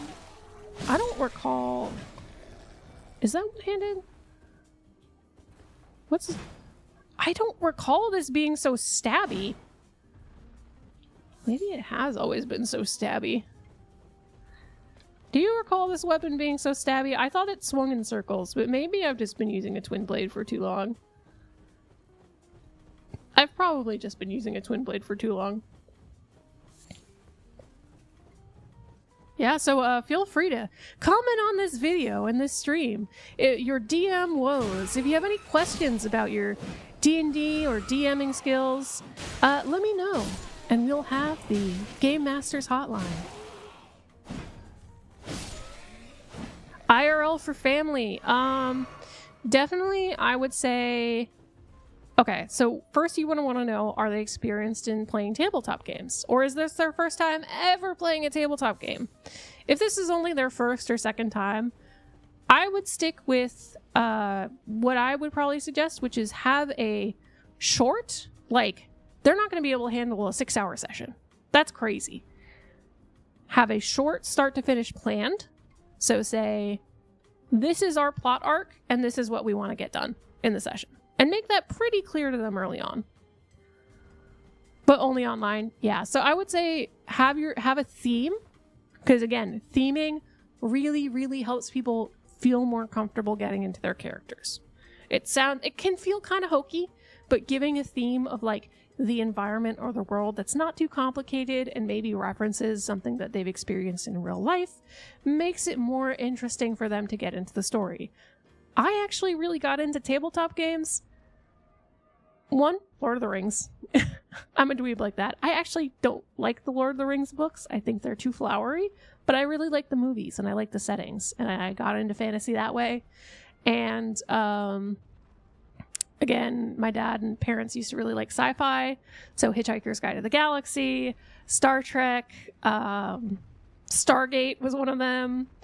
Oh my god, what are the other ones? There's so many, but like sci-fi was on in the house a lot. And also point at the dark and laughed at the nerd. My players stashed a forklift into the pouch of infinity. Hey, be prepared. Forklift doesn't need to breathe. That's a valid option for a pouch of holding, as long as the capacity works. But yeah, definitely start with a theme. So like a lot of times, there's one book that one of my players uses. I think it's called One Shot Wonders. That's really good for just like quick theme settings. You can start them at any different level. The other thing I would say, okay, theme, yes. Other thing, if you really want to get who's playing D&D with you into D&D, don't start them at level 1. Maybe contentious. Maybe not. Don't start them at level 1. Because let's be honest, with Dungeons and Dragons in particular, level 1 kind of sucks. You feel like you can't do anything other than like physical melee attack. And it's boring. If you want people to play, you could give them a pre-made character sheet without a name that they can just write their name on and say like, here, these are your stats. Exactly. Well, I say even with a pre-made character sheet, I think you can not start at level 1 as long as you give them pre-made character sheets. That was the next thing I was going to say. I don't think people get really intimidated, especially by like casters and magic, right? Because there's a lot of like descriptions and subtext on like the rules and prepared spell slots and stuff like that. Don't get hung up on it. If someone has a spell prepared that doesn't need to be prepared or shouldn't be prepared because they're not a wizard, so they don't get to have all their prepared spells prepared. They're a sorcerer, so they only get to learn the spells that they get to learn. It's so much. Just say, like, pick 5 spells out of this list. You know? That's the easiest way to start. Pick 5 spells. You can only cast 3 of these per day. That's the kind of... That's how you get into magic and casting without anything. It is a book or PDF that I think is getting physically published called One Shot Wonders. And it is essentially a whole bunch of one shot that's like 1 to 3 session things that you can also combine into a longer campaign. There's the instructions for how to do that in the book, but it is very like visually friendly. It's brief. It gives you instructions on how to set it up, but it still gives you tons of freedom. Sometimes the Dungeons and Dragons books, their campaign books, feel like they can lock you in to too much information, and you feel like you're kind of just copying what's in the Wizard's book. And my hot take, the writing in the Wizard's books aren't that great. Like, it gets across what you need, but I don't think it does a good job of showing how to set the tone. So the parts where it just briefly summarizes like what you should say to the player are actually more helpful to me than when it gives me a paragraph that's like, you should say this to the player because it's important information. I'm running Tomb of Annihilation right now entirely over Discord. And I've definitely had to adjust some things and pad it out because I didn't like how little information it gave on some things that didn't let the players like speculate on what was going on, and not like too much information on things that weren't really important, you know? Oh, contentious. You're 50-50 on my take. I don't like this outfit. I look like a clan member. I gotta change my outfit. This is not acceptable. We don't support that here.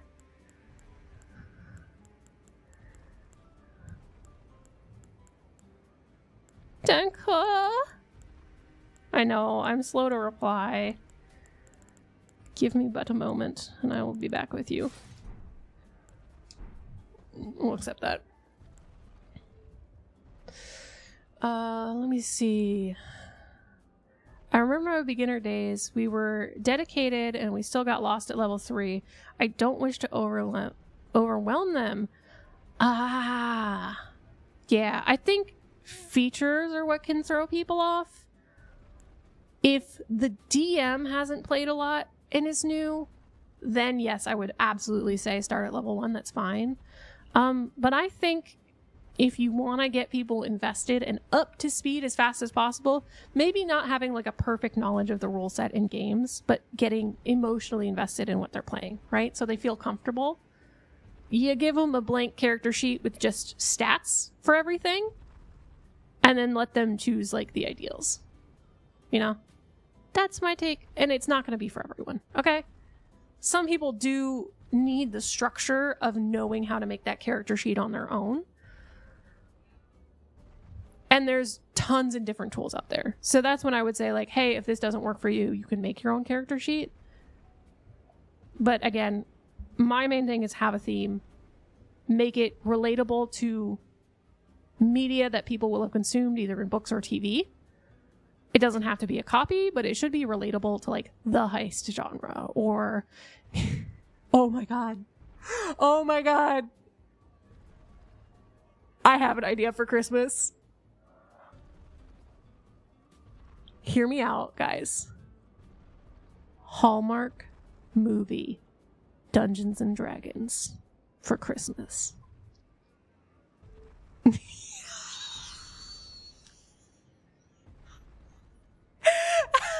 This is the best thing I've ever thought of. We're gonna turn. You gotta return to your small town. Oh, hell no!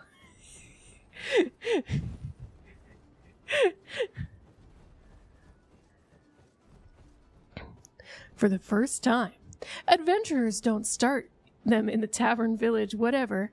Have them start already en route to their mission or in their mission. Start on media res, so they already have a reason to work together. Yes. Yes. So another big thing that some of the proper D&D books will talk about this, but there's a bunch of like other DM content. And the first thing they'll say about DMing or GMing is to have a hook for your adventure. And it's the same way when you're like writing a story or writing a narrative. You need to have a reason for your adventurers to be going on the journey. And oh my god, let me tell you, I'm running Tomb of Annihilation, and right now we're still at the beginning, and they've met Sindra Sylvain, who is the essentially rotting corpse of an adventurer that is cursed and is trying to get adventurers to remove the curse. And she's like, okay, I have a teleport scroll to take you to Hult to go investigate this curse. And there's like no better hook. It's literally like, hey, I'm your patron, I'm going to pay you to do this. I'm like, really? So I tried to add as much as I could. But eventually I said, like, thankfully one of the other characters is actually, their character origin is they're a homebrew praying mantis class, which is so cool.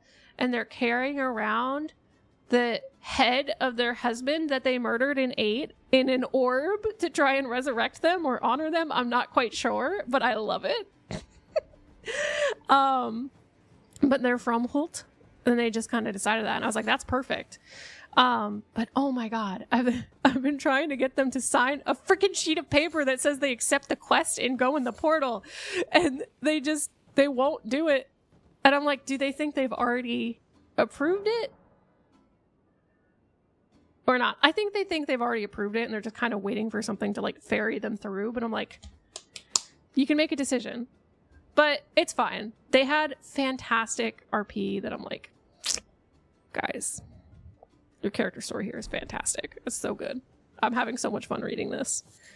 That's also a workday distraction. It's just like being able to run a D&D session over a text chat. It's a little more work because it's a lot of typing and narration, but oh, it's so fun because I think my players feel a little bit more comfortable typing out things. And I'm like, you guys are so creative and cool, and please feel comfortable doing this more often because it's so cool. What do you mean the beautiful elf girl won't stay with me in my family's shop? Roll. You better roll for it, baby. Roll for her to abandon her family that you just saved. But yeah, so essentially I had said, I thought it would be cool. So my DM had said, if they don't sign the sheet of paper, eventually I had the main character say, okay, you can sign the sheet of paper or not. It's just a formality saying you accept the quest, but I will be opening a portal to Hoot now, and she walks through it. And this character is going to die. They're going to die. That's... The curse works that way. She was revived from the dead, and the death curse kills people within, like, days. They lose, like, something like half their hit points or 30 hit points or something, like, every day. Which is crazy. And I'm like, this lady's not going to live long. So... I eventually decided that she's just going to walk through. And I thought it would be really cool that if the party does not sign the papers, they're going to have to do some extra stuff to get their reward when they complete their quest. Or run into some issues, because it's going to end up getting passed off to another person that doesn't have the death curse. So we'll have to see how it goes. It'll be interesting. I need to read more of the actual book. I probably should have read through the full Tomb of Annihilation book before I started actually running the campaign, but like, D&D books are long, you know? D&D books are long. I just read like the paragraphs, and then it started giving me all the details on Hullet, and I was like, this is so much more detail than I needed. But anyway, I love making D&D stuff. It's great. One of the campaigns I ran was it was like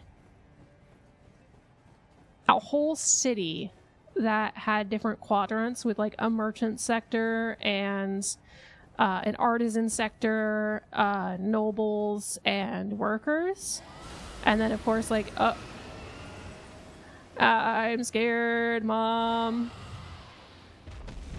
Oh, it's a dragon. Oh, okay. Okay. Anyway, continuing to talk about D&D while I fight a dragon. I feel like I need to get on my horse. This might be a horse task.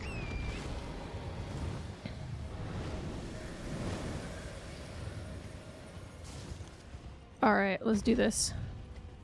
I know it's the Frost Wyvern!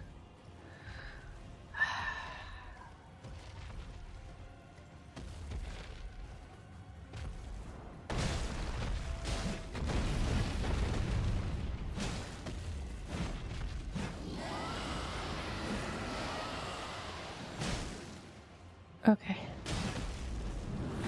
So, yeah, so it was a whole thing about the city, and then the Undercity was another part of it, where there was an entire underneath of the city that had, like, goblins and creatures and cults living in it.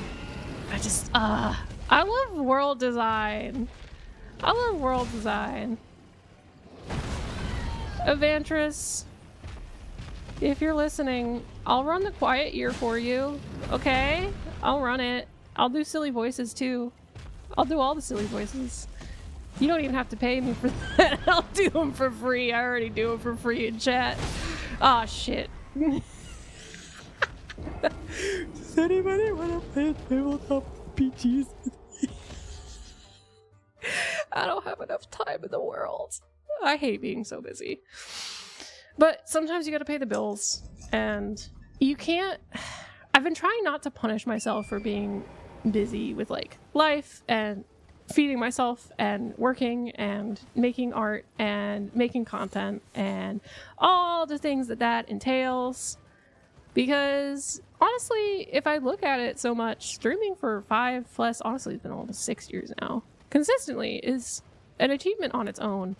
I think in a world that rewards static content, again, if you guys watch the VODs for streams, I love you so much. Shout out if you're watching the VOD. Love you long time. Because I can't always make edited videos and like make content for stream. Because, for instance, setting up for stream takes... Where are my souls, by the way? Takes probably 30 to 45 minutes, especially now that I'm streaming on YouTube, because I have to make a listing for every single output, which is YouTube horizontal, YouTube vertical, and Twitch. And then I have to pull the thumbnail art. So sometimes I have to do illustrations for the thumbnail art. And so by the time you actually get live, you've already eaten away at so much of your time. Eaten. Which was a Goliath. Oh, I did recently, and I should pick this back up because I really enjoyed it, but I've been having a hard time finding a good version of it. I need to ask Rebel to see if he can get a good copy of it. But I finally started listening to the Dragonlance books while I was working, and I actually did really like those. I just wasn't in the right mindset when I had started listening to them, and I don't think I did a good job of listening. But I really like them so far. It's just the narration was like 90s cassette tape audiobook quality, so you're trying to listen to it and it's just like... And at some point it's heartwarming, but if you're trying to do multiple things while you're listening to the audiobook, it's very hard to listen to.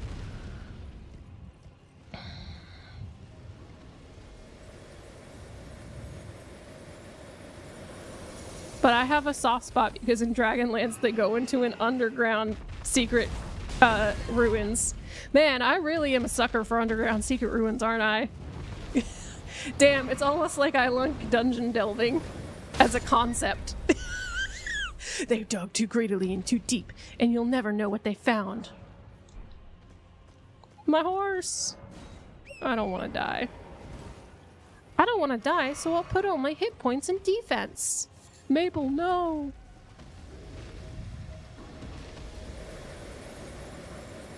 Don't you know spitting your minty fresh breath at people is rude, Mr. Dragon? I don't even like spearmint. You should use cinnamon flavored gum. Could you imagine? You flavored... Oh, what if you did a D&D setting and it was all like gingerbread theme? Like it was all themed like, you know that one like Candyland dungeon? Not dungeon. Why did I say dungeon? Dungeon in Katamari Damacy. I think that's We Love Katamari. But like, oh man. Gingerbread, Candyland themed, Dungeons and Dragons. That's another good theme. That would get people into a lot of characters. Though I guess that's what a Crown of Candy is for Dimension 1. Not Dimension? Yeah. Cookie Run D&D. Oh, why did I say that? What was it? There was a concept there that I totally forgot about. Oh yeah, dragon spewing flavored breath. Your dragons no longer have elemental breath. Oh man. Oh my god. Wait. So what if you play a Dragonborn? You play a Dragonborn and you enter into the Feywild and it turns your dragon breath into herbs and spices breath. Oh, you no longer have frost breath. Your breath is extreme spearmint essential oils. Oh, your frost breath is straight cinnamon powder. Or your fire breath. Earth breath, nutmeg. If they get hit with your earth breath, they're high as a kite. What if the players eat all of it? That's cannibalism. Because I assume the players would be candy too. Unless they're not.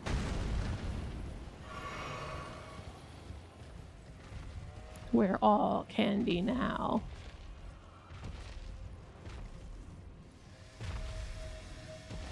You know, I'm fighting this dragon almost entirely based on my peripheral vision while I just think about Candyland Dungeons and Dragons. And I think that's a skill that I should put on my resume. I think that's a skill.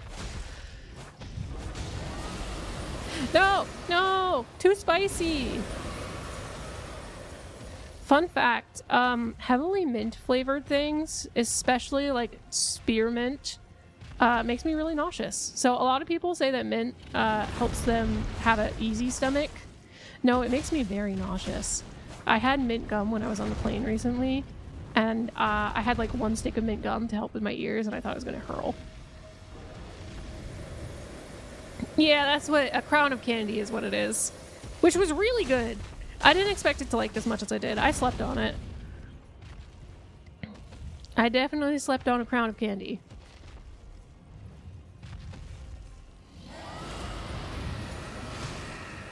I definitely feel like D&D struggles from like episode length issues though, because another hot take is that I don't feel like D&D should necessarily for content be in like 3 to 4 hour content chunks. It's really hard to follow. Not a lot of people have... Oh shit. I'm gonna die if I summon that. I might not die if I summon that. Maybe I can just run in a circle long enough for my thing to kill it. Tank for me, baby. Aurora! Tank for me, Aurelia! We did it! We did it! Woo! I saw I didn't have any healing left and I just panicked. Have you tried herbal tea? So I actually can't do herbal tea much. I hate chamomile because that's in that mint family. Hate chamomile. I hate peppermint. I hate mint. I hate spearmint.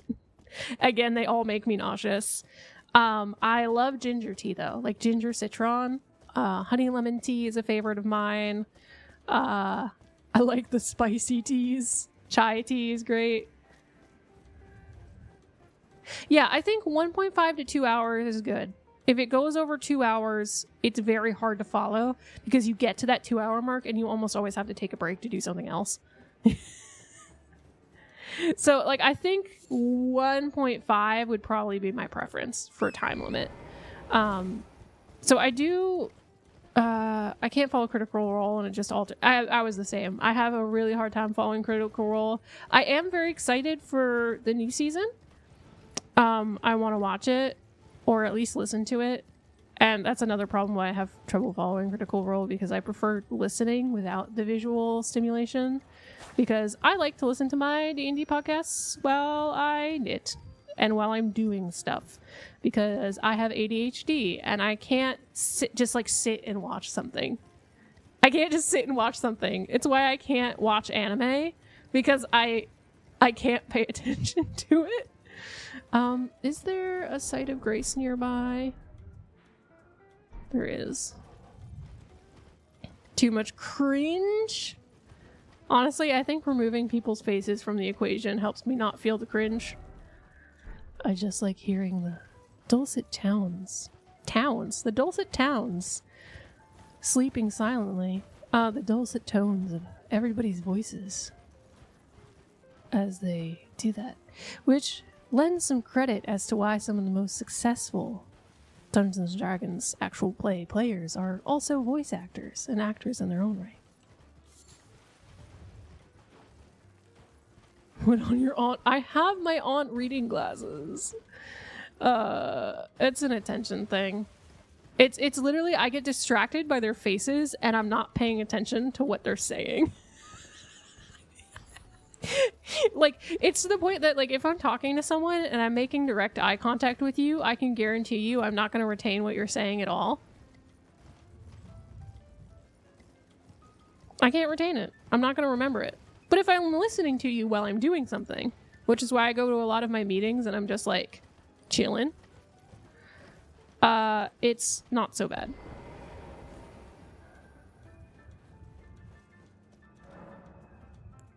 A visceral. I have had that happen to me for a while.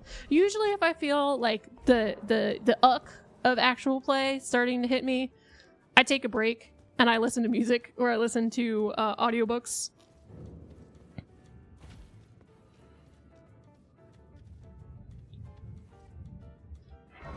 But yeah, I also, I don't want to yuck Critical Role because they're very good at their craft. I agree with you. It's, again, it's also hard for me to pay attention. I think it's like a people thing. It's too many voices going on at the same time that it is hard to follow. It's like when there's a book with a ton of characters in it and you're struggling to follow that book. I think it's a little bit of the same scenario there. So what I'm hoping is that this West Marches style campaign that they're doing, that Brennan's DMing, is a little smaller in the actual table size per table, that it's going to be a little easier for me to follow.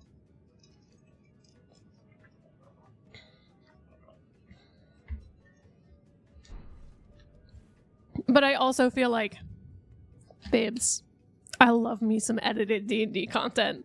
Because if I was someone that could watch more streams live, I would probably like the table banter. But I don't need more than a few seconds of it.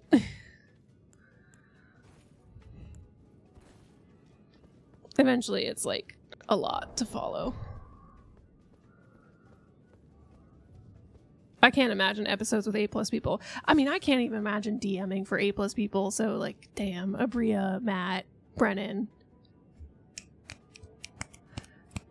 I'm snapping for you. I'm snapping.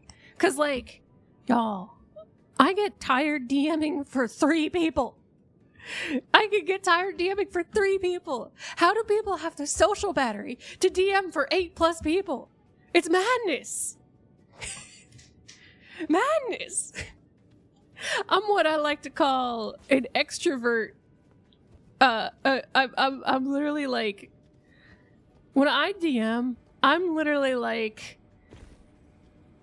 I put on like my DM actor's mask and I am like physically masking to be more social and more presenting. And even for streams to some extent, part of VTubing for me is the fact that I don't have to necessarily worry about how I look or what my face is doing, because my digital face has a limited range of expressions that it can do. But I get drained really fast. My record of players is 7. Whoa! Now, did you end up doing combat, and how long did a turn of combat take? Because, I mean, that's fine. If you're all on the same page and you're, like, hunkering down, like, okay, we're going to risk this. We're going to war games this. That's fine. Because I did ask my players, like, how okay are you guys with, like, nitty-gritty combat? And pretty much their gist was, it's not our normal thing, but if you have a battle map, it's a lot easier. And I was like, good. So now I have an entire boss fight sculpted and made in Tailspire. Have I showed that? Players in my campaign, if you are watching this stream, don't.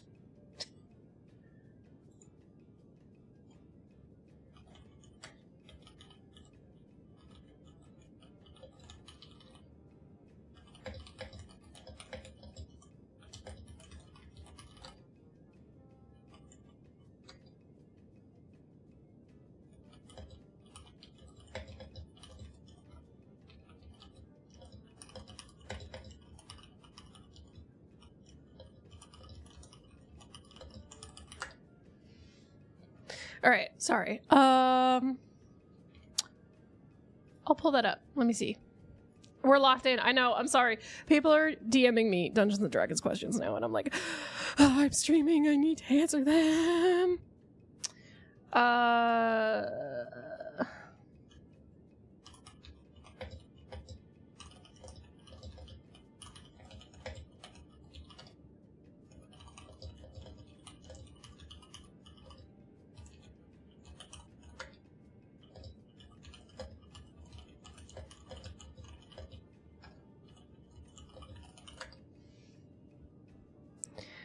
Sorry, they were asking about Curse of Strahd, which I had some trouble getting into.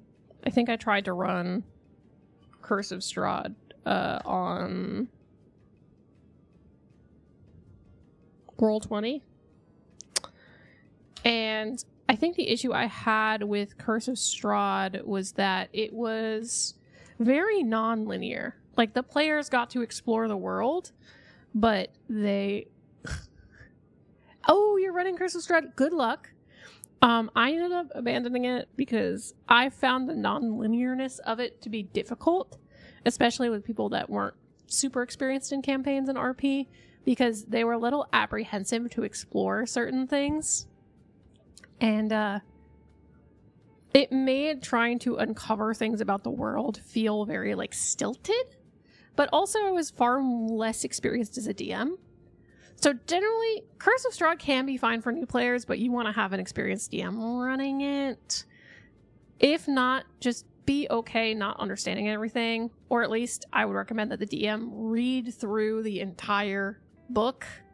Because I found that the book for Tomb of Annihilation set up the story and the setting very, very well early on. So I was able to start the campaign without reading the whole book. Whereas I feel like understanding the NPCs and the world and the environment that is in Curse of Strahd, it's better to have read the whole thing. So that's preferential, but also, where the hell is Tailspire? Where's Tailspire? What? Oh, T-A-L-E. Tail. T-A-L-E. Tailspire. Alright. Let's see. You gonna open up game? Bum, bum, ba, da, dun, dun. There we go. Yeah, this was my first time like actually building out a map in Tailspire. I don't normally use it, and I don't normally use battle maps. I am very theater of the mind, blah, blah, blah. But I also used to really enjoy drawing out the maps on like a vinyl sheet, and then also always staining my vinyl sheet because I never used the right pen to start with. Ha ha ha. It's a rite of passage as a DM, as a GM. Tailspire. Okay. Let's get the other window. Tailspire. Alright. Can we see everything? Okay. This is my Tailspire.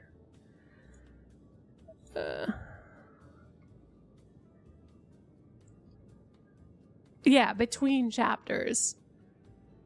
It's a semi-sandbox. Yeah, and the DM guide is like a whole ass novel. It's very hard to follow and like plan set sessions for, because the players have so much agency and freedom that you never know what they're going to do. So it's almost impossible to plan stuff. It's a whole thing. What was this? Dumb dungeon. What the hell was that? Is this the boss fight?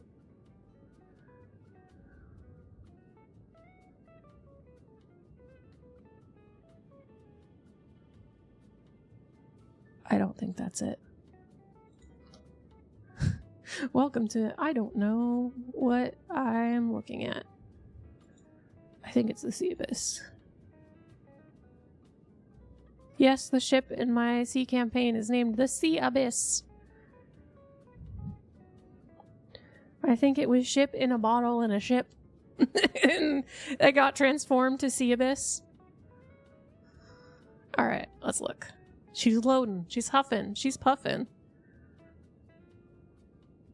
How zoomed in am I? We're not zoomed in too much. Okay. So this is my first go of Tailspire. I do wish there were some more lighting options for it. So this is going to be the boss fight. Why is the camera like blurry? There we go. So they're going to come in on this section of the aquifer here. And I kind of wanted it to be set up like an amphitheater, like a stage. And the reason why they're going through this aquifer dungeon is because they are going to need to collect magically arcane imbued wood to repair their ship, which was the bullshit reason I came up with on the spot for why they couldn't sail their ship that setting. And I really wanted an Elden Ring-esque boss, so I'm going to have to figure out how to homebrew a undead mermaid skeleton thing and draw a really cool picture for it so they can see it. But I wanted her to be like chained up here guarding the gate. And I have some details if it would...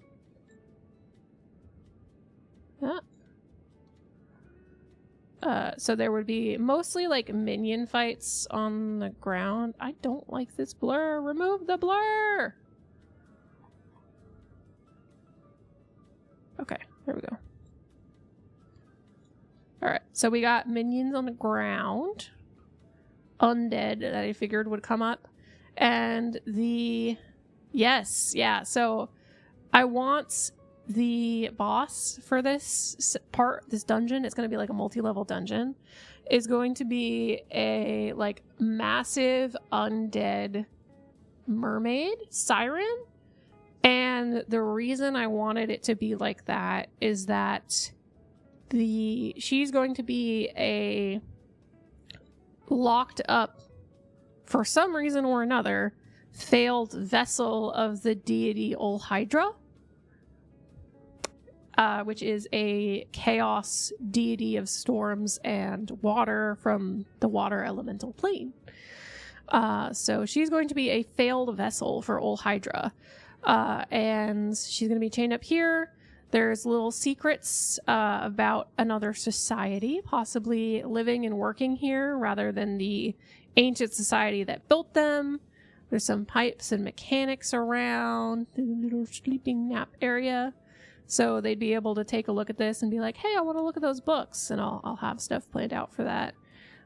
You got some undead in the water and a little like amphitheater style stage, and I thought it was cool. I thought it was really neat, and I definitely didn't spend like 5 hours making this. So yeah, that's my experience with this game. Whee. I think it's cool. I just think the controls for it are a bit unwieldy, but it's not so bad. I like how you can zoom into it. I just wish the controls were a little better. Look at them go. So this is Tailspire. It is a map making program. And it, let me go into... There is like a turn-based mode. So you can actually, if all of your players, and this is the one thing I don't like, all of your players have to have Tailspire if they want to have their minis and be able to move their minis around in here. But if all of your players have Tailspire for some reason or another, or they really want like a digital map program, they can move their minis and import them and play with them like this is your map, right? So they can pick up a mini and move it. But your DM can build the map, create fog of war, change the lighting, all that stuff. And then you can play in it. I think you can even roll in it. I haven't gotten too much into it because honestly, no one I know uses Tailspire. Sorry. I know it was like the new hotness back in the day, but no one I know uses it.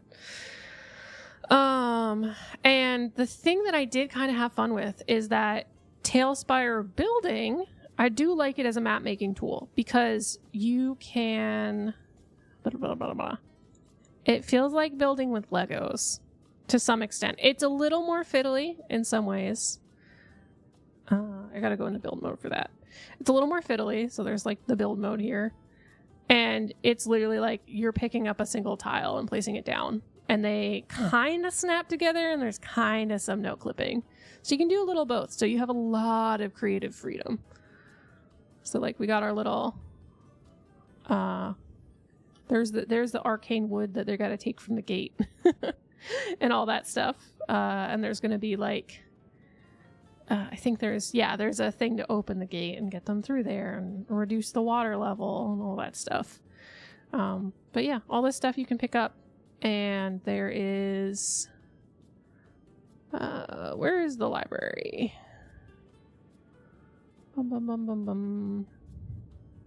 Menus. All right. Yeah, and there's a whole library, especially including Steam Workshop was really nice because I think it took them a while to add stuff in it. But there's like a whole chunk of content and huge library that you can go through and add tiles to. I think I prefer filtering just by like the type of structure, like walls, floors. So the filtering is because it's by genre right now. And there's a couple of monsters, but there's also Steam Workshop. And also what's kind of been helpful is there's been like pre-made like workshop maps that you can use. That's pretty nice. But again, the thing that stops me from using it more is all of your players need to have Tailspire to use it as like an actual play map.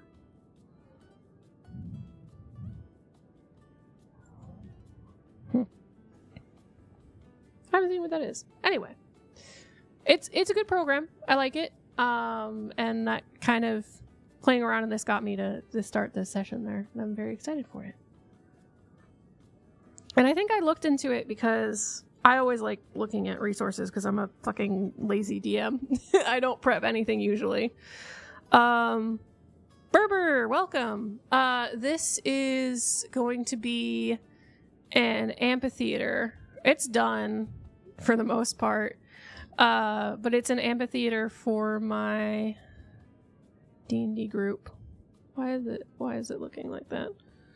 I don't want to be in building mode. It's like an underground aquifer meant to mimic an amphitheater. That the party's going to come in from this gate and have to fight some undead that are pulled in from a mermaid siren. They may or may not meet a band of caricature mascot costume wearing. I haven't decided if they're undead, automatons, or going to be like bullywogs or something. That they're going to meet that play punk rock music to drown out the siren. So this is one thing that was really cool that I'm really happy with that I did as a DM. So